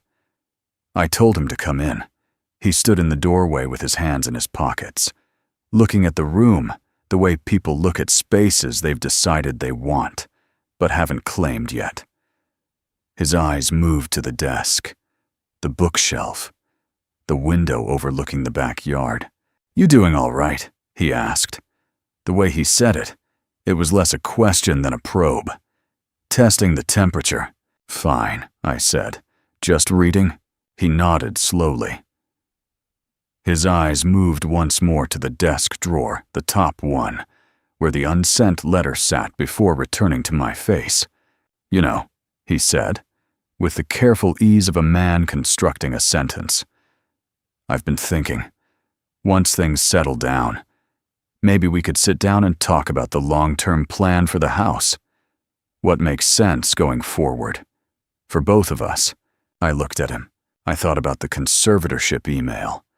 I thought about Gerald Finch. I thought about the phrase "becomes incapacitated." I thought about warfarin levels at 35% of therapeutic dosage for 10 consecutive weeks. "Sure," I said, "we can do that." He smiled easy, practiced, and said goodnight. I waited until his footsteps faded down the hallway. Then I opened my notepad and crossed off day 13. One more day. I was up before the sun, not because I couldn't sleep. I had slept. Surprisingly well. The deep and dreamless kind that comes when a man has done everything he can do, and there is nothing left but to wait for morning. I woke at 5:15 on my own, without an alarm, the way I used to wake on the mornings I had a long drive ahead of me. Some part of the body knows when a day is going to matter. I dressed slowly. The gray shirt again, pressed the night before. Dark trousers. My good boots, the ones Margaret had given me for our 30th anniversary. Leather-soled. Re-soled twice since then. Still holding. I stood at the bathroom mirror and looked at myself for a moment. 63 years old. Gray at the temples. Lines around the eyes. Hands that showed every decade of work I'd put them through. I looked like what I was, a man who had built things, lost things, and was still standing. I went downstairs and made coffee. By 6:15, the house was still quiet. I sat at the kitchen table with my mug and my notepad, though I didn't write anything. I just sat. Outside, the November sky was beginning to go from black to the particular dark blue that precedes Portland dawn, that brief, specific color that only lasts about 10 minutes before the gray takes over. Margaret had loved that color. She used to wake early sometimes just to see it. I thought about telling her, in whatever way a man tells someone who is no longer there. It worked. Everything you left me, the key, the journal, the note through the nurse, it worked. We're almost through it. At 6:40, my phone buzzed once on the table. A text from Dale. 2 words. They're here. I set my coffee mug down. I picked up the phone, typed back a single letter K, and placed it face down on the table.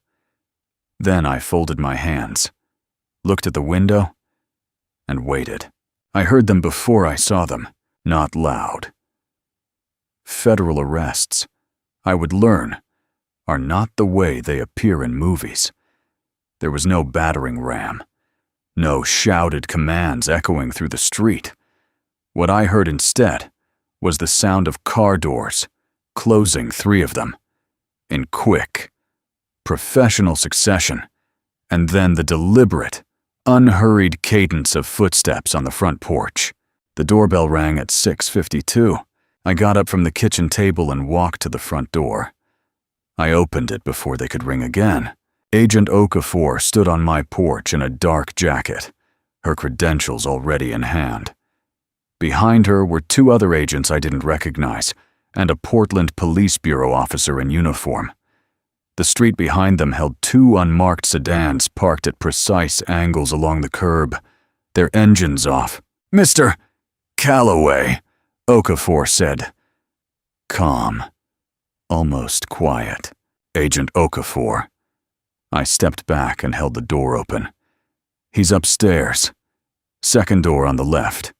She nodded once and moved inside with the efficiency of someone who has done this many times and understands that speed and stillness are not opposites. The 2 agents went directly to the staircase. The PPB officer remained in the entryway. I stood in the hallway and listened. It took 4 minutes. I know because I watched the clock on the kitchen wall, the round wooden one Margaret had bought at a craft fair in Astoria the summer after we moved in. Its hand slightly uneven because I'd rehung it, crooked, and she'd decided she liked it that way. 4 minutes from the moment Okafor's team reached the top of the stairs to the moment I heard Derek's voice. He said, What is this?" Then, "I don't understand." "I haven't, you have the wrong." Then nothing intelligible. The sound of movement. The sound of a man being told, in clear and legal language, exactly what he had done. I did not go upstairs. I stood in the hallway with my hands at my sides, and I looked at the front door, which was still open, and beyond it, at the Portland street in the early morning, ordinary and gray, the neighbor's maple tree dropping its last November leaves in a slow, indifferent spiral. When Derek came down the stairs, he was dressed in what he'd slept in: a t-shirt, athletic shorts, no shoes. His face was the color of old chalk. His eyes went to me immediately, the way eyes do when a person is drowning and looking for something solid to hold on to. I looked back at him. I did not look away. I did not look down. I simply looked at my son, this 34-year-old man in his sleeping clothes, in handcuffs, in the hallway of the house his mother and I had bought, with 22 years of combined savings, and I held his gaze with everything I had. He said my name. Just that. Dad. One syllable. All the complexity and damage and history of 34 years compressed into a single sound. I said, for Margaret, 2 words. I had thought about what I would say in this moment, if I said anything at all, and those were the 2 words I kept returning to. Not an accusation, not a verdict, just an accounting of what this had always truly been about: not the house, not the money, not the forged signatures, or the shell companies, or the conservatorship plan. Margaret, her journal, her nurse's note, her grocery list still clipped inside a recipe binder, the gray stain she had picked from a hardware store sample card that I had spent 2 weeks applying to cabinet doors she would never see finished. Derek looked at me for a moment longer. Then his chin dropped, and the agents moved him toward the front door. Agent Okafor was the last one out.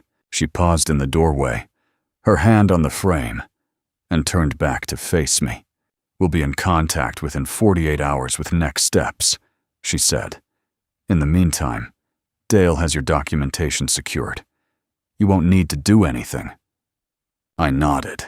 She studied my face for a moment, not with pity, which I wouldn't have wanted, but with something closer to professional respect. "Mr. Calloway," she said. "In 21 years, I have sat across from a lot of people in rooms like that conference room. Most of them come in wanting to win something. Revenge. Money. Validation." She paused. "You came in wanting the truth documented. That's rarer than you'd think." I didn't know what to say to that. So I said, "My wife kept good records." Okafor nodded once more, stepped off the porch, and walked to the lead sedan. I watched the 2 cars pull away from the curb in sequence, unhurried, and merge into the sparse Friday morning traffic on Northeast Prescott. The street went quiet. I stood in my open doorway for a long time, long enough for the last of the November leaves to spiral down from the neighbor's maple and settle on my porch steps. The sky had moved past dark blue now, past gray, into the flat white of a Portland winter morning. The kind of sky that offers no drama, no spectacle, just light, doing its quiet work. I reached out and closed the front door. I walked back to the kitchen. I picked up my coffee mug from the table. It had gone cold while I was standing in the hallway, but I drank it anyway, standing at the counter, looking out the window at the backyard, where Margaret's raised garden bed sat empty and waiting under the November sky. I thought she would have wanted to see that. Then I thought, maybe she did. I set the mug in the sink, rinsed it, turned it upside down on the drying rack the way I always had, the way Margaret had always asked me to. And I went to the garage to finish the cabinet doors. The cabinet doors took 3 more days, not because the work was difficult. I'd stripped and refinished dozens of doors over the years. Laundry rooms, kitchens, a neighbor's garage workshop once, but because I was not in a hurry.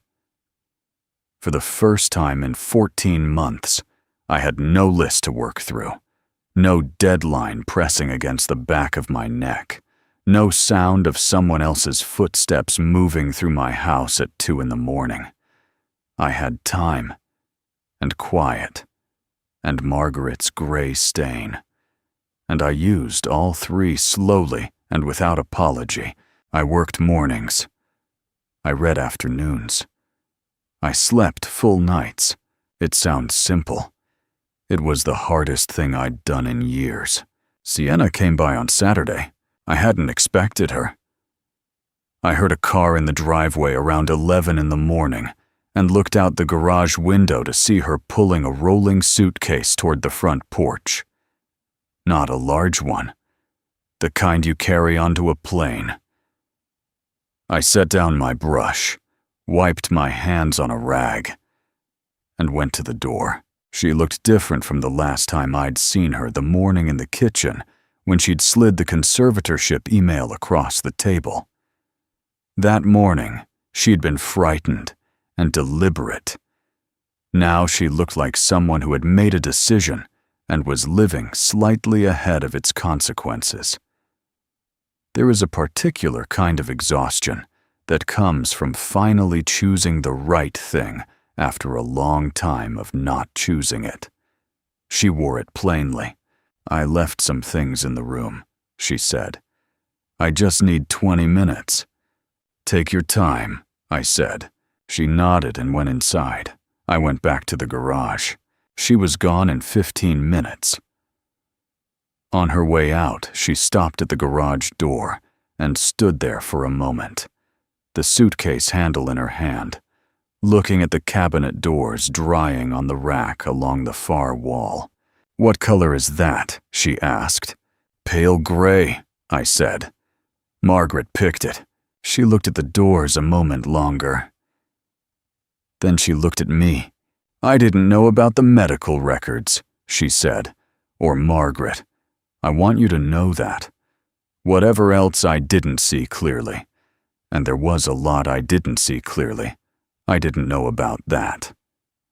I believed her, not because I needed to, but because I had spent enough time watching people lie to know the difference.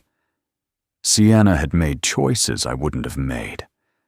She had stayed too long, believed too easily, performed when she should have questioned.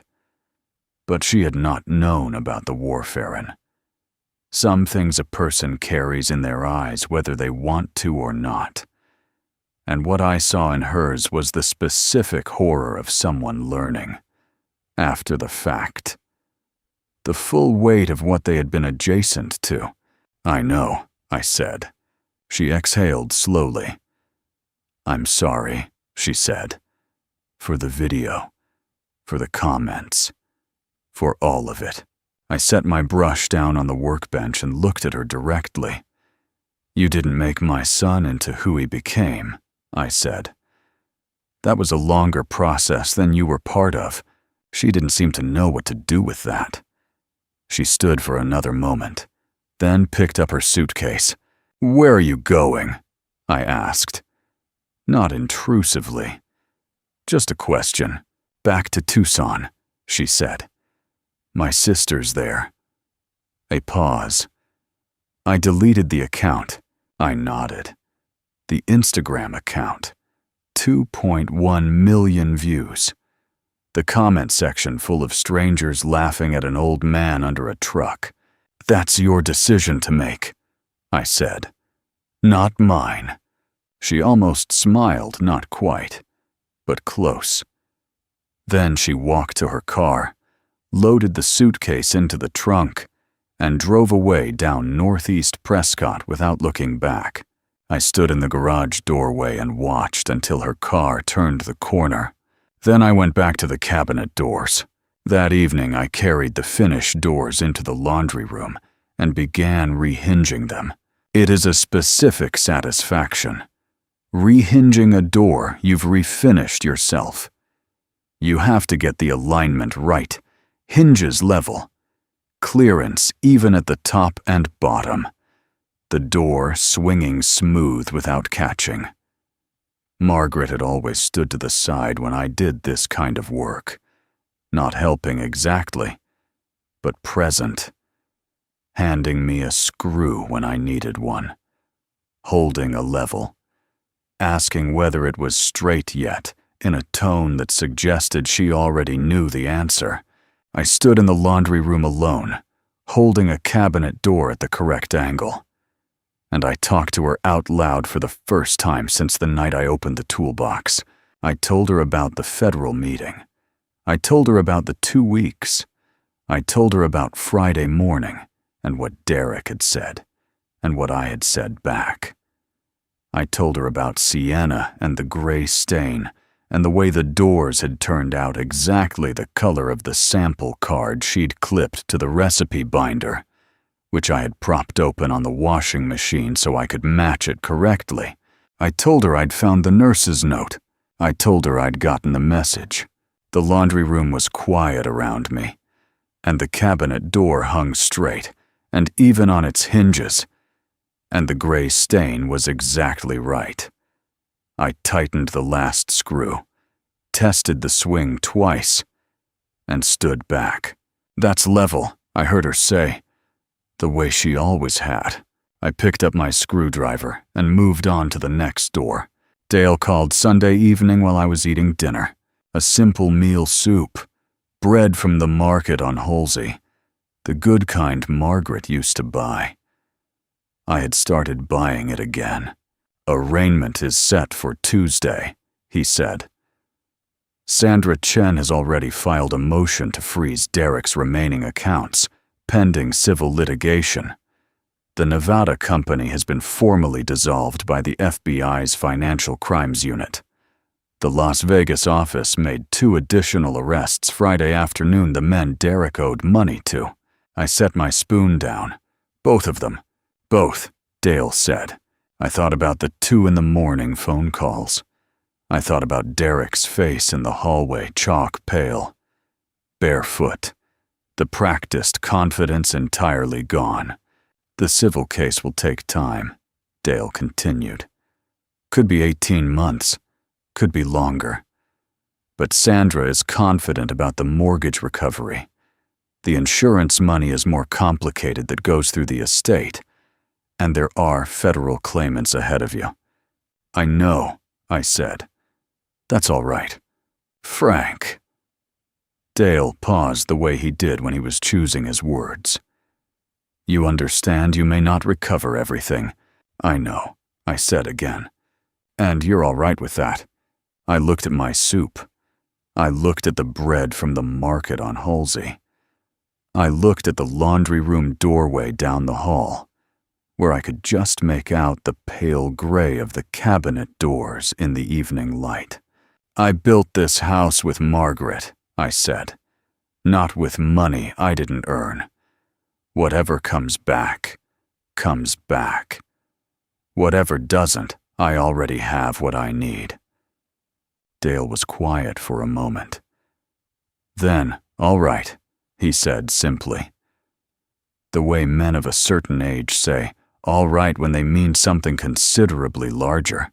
We said goodnight. I finished my soup. I cleaned the kitchen. I turned off the lights one by one, the way I had every night for 26 years in this house, moving from room to room in the particular order Margaret and I had established without ever formally discussing it. Kitchen first, then the living room, then the hallway, then the study lamp. Last. The house was quiet and fully mine. I went upstairs and slept without dreaming. The week after the arraignment, I started on the house. Not repairs exactly. Nothing was broken. Not structurally. What needed attention was subtler than that. The kind of accumulation that happens when a house has been lived in carelessly for 14 months by people who treated it as a place to occupy rather than a place to maintain. Scuff marks along the hallway baseboard where someone had kicked open a door one too many times. a bathroom faucet dripping at a rate Derek had apparently decided was someone else's problem. A section of weather stripping on the back door that had been peeling since September and had let cold air into the kitchen all through October and November. Small things. The kind a man tends to when a house is his to tend. I worked through them methodically, one room at a time, starting at the top of the house and moving down. Bedroom, then hallway, then bathroom, then the back staircase, then the kitchen. I painted over the scuff marks with the original wall color. I still had 2 quarts of it in the garage, labeled in Margaret's handwriting on the lids, hallway accessible beige. I replaced the faucet cartridge in the bathroom. I ran a new bead of weather stripping along the back door frame, pressed it smooth with my thumb, tested the seal. Each repair was small. Together, they amounted to something. Victor Hayes came by on Wednesday. I had not called him. He simply appeared at the front door around 2 in the afternoon with a covered dish in both hands and the slightly uncertain expression of a man who has decided to do something decent and is hoping it lands well. "Apple pie," he said when I opened the door. "My wife made it. She said if I was going to come over here without being invited, I should at least bring something that justifies the intrusion." I almost laughed. It came out more as an exhale, a short, surprised sound I hadn't made in a while. I held the door open.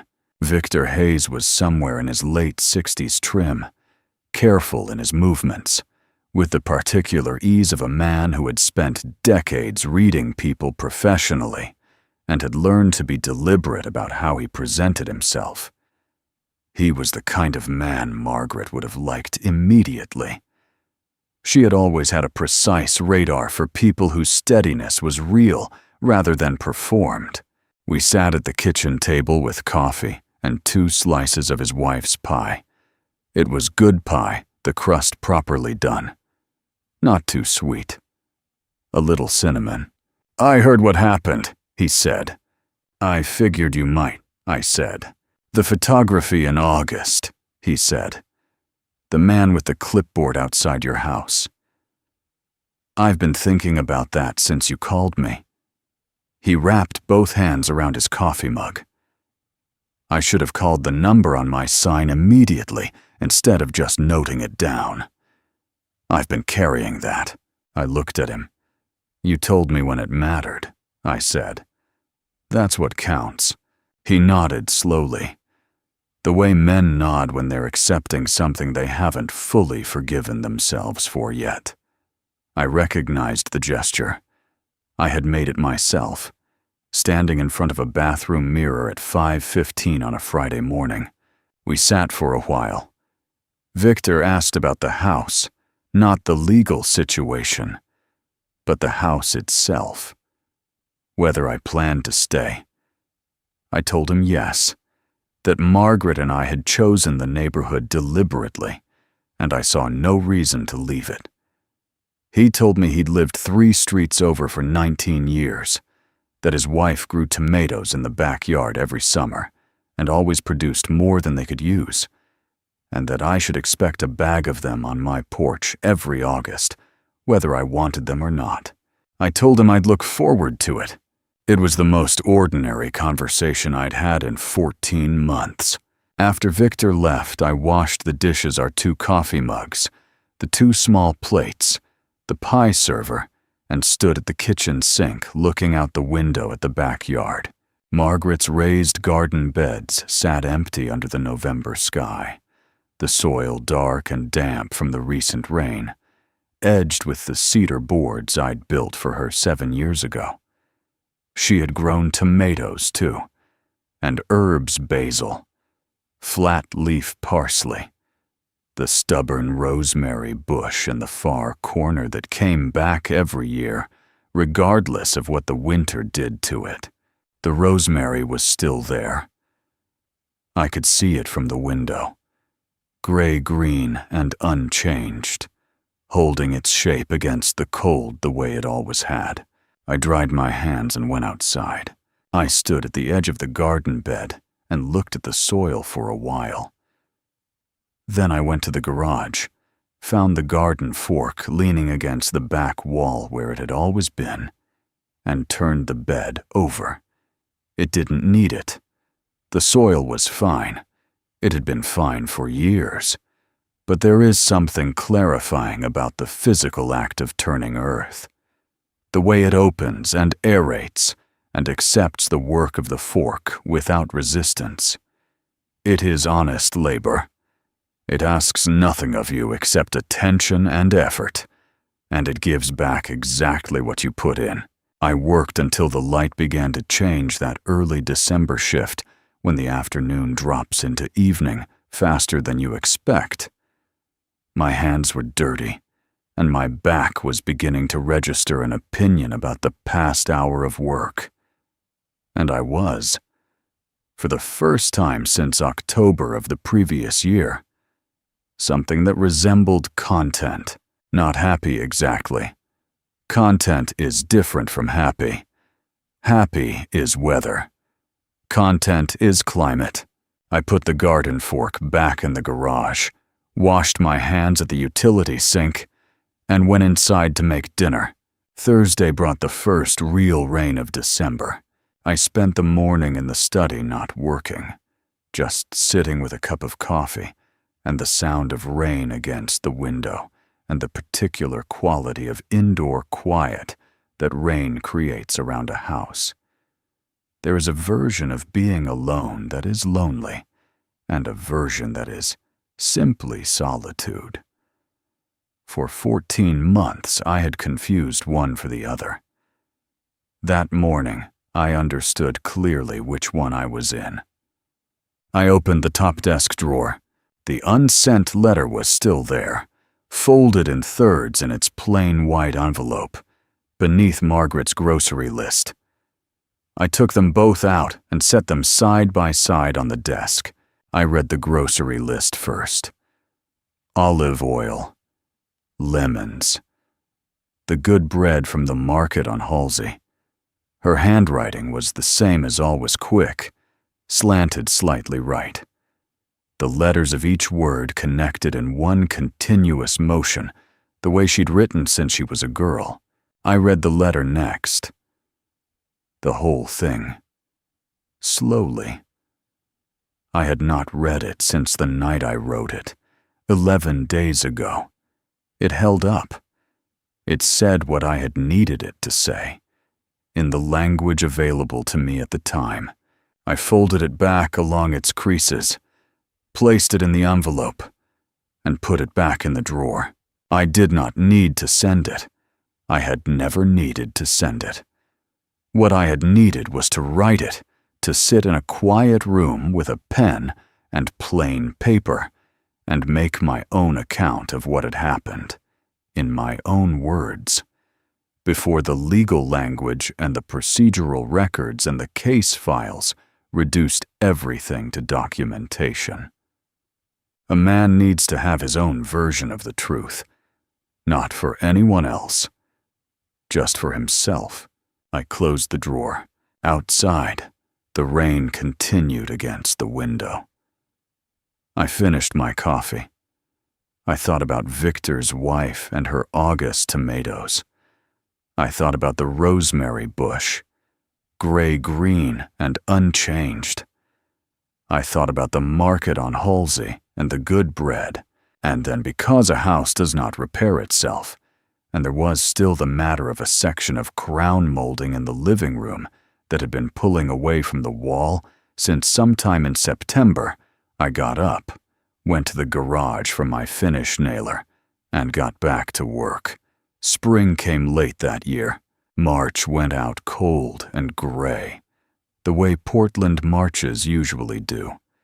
And April arrived without much conviction, a few warmer days scattered through 2 weeks of rain, the kind of weather that makes you believe in something and then quietly withdraws the offer. But by the second week of May, it was there. Genuinely there. The temperature held above 50 at night. The light came back at a different angle. And the backyard woke up the way backyards do when winter finally loses its argument. The rosemary came back first. I had not touched it all winter, which was the correct decision. Rosemary does not need you to survive the cold, only to leave it alone.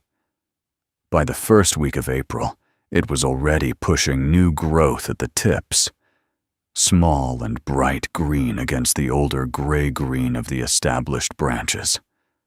By May, it was full and fragrant, and standing at the back door on a morning with coffee, I could smell it from across the yard. Margaret had planted it the first autumn we moved in, 26 years ago, a small cutting from her mother's garden in Medford, pressed into the corner bed with no particular ceremony. It had been there ever since. I planted the rest of the garden in early May. I did not plan it out in advance the way Margaret always had her careful hand-drawn grid on graph paper. Each bed divided into labeled squares, companion plants mapped with a logic I had admired without ever fully understanding. I worked more instinctively, which is to say I made mistakes and corrected them and made progress anyway, which is largely how I have always worked. I planted tomatoes in the 2 center beds, a mix of varieties I had chosen from a seed catalog that had arrived in February addressed to Margaret, and that I had almost thrown away before deciding to open it. I planted basil alongside them, because Margaret had always said tomatoes and basil understood each other. I planted flat-leaf parsley along the near edge, and in the far corner, within reaching distance of the rosemary, I planted a small lavender cutting I had found at the Saturday Farmers Market on northeast Alberta. Lavender and rosemary together. I did not know if they were companion plants in any technical sense, but they were Margaret's 2 cents, the ones she wore, the ones she put in drawers and linen closets, the ones I had smelled on the leather cover of her journal the night I opened the toolbox. It seemed right to put them in the ground together. I worked through 3 mornings, my knees reminding me with reasonable frequency that I was 63 years old, and the soil required me to get down into it and come back out again. I ignored them on principle. Some negotiations with the body are worth having, and some are not. By the 3rd morning, the beds were planted and watered and covered with a thin layer of mulch from the bag I had carried from the nursery on Northeast Sandy. I stood at the edge of the garden with my dirty gloves in one hand and my coffee going cold in the other. And I looked at what I had planted. It would not look like much until July. That is the honest truth of gardens. They require you to commit to something you cannot yet see, to work toward a result that will arrive on its own schedule, regardless of how much you want it sooner. Margaret had understood that instinctively. I was learning it more slowly, the way I learn most things that matter. It's a start, I heard her say. The way she used to say it about any project in its early stages, not dismissive, but honest, acknowledging the distance between where a thing was and where it was going, without suggesting the distance was discouraging. It's a start. I went inside to wash my hands. Sandra Chen called on a Thursday afternoon in the 3rd week of May. The civil case was still moving. These things do not move quickly. And Dale had been right to warn me, but Sandra had news on a separate matter. The estate review had produced a clean version of Margaret's final will, reconstructed from her draft and corroborated by 2 witnesses Sandra had located. both of whom had been present at a notarization meeting Margaret had scheduled, without Derek's knowledge, 6 weeks before her death. The will was valid. The clause was intact, 30% of the property's assessed value to the Pacific Northwest Veterans Housing Fund, with a 10-year restriction on sale to any party other than the fund itself. Sandra had arranged a signing for the following Monday. The deed amendment would be formal and recorded with Multnomah County. The Veterans Fund had already been notified.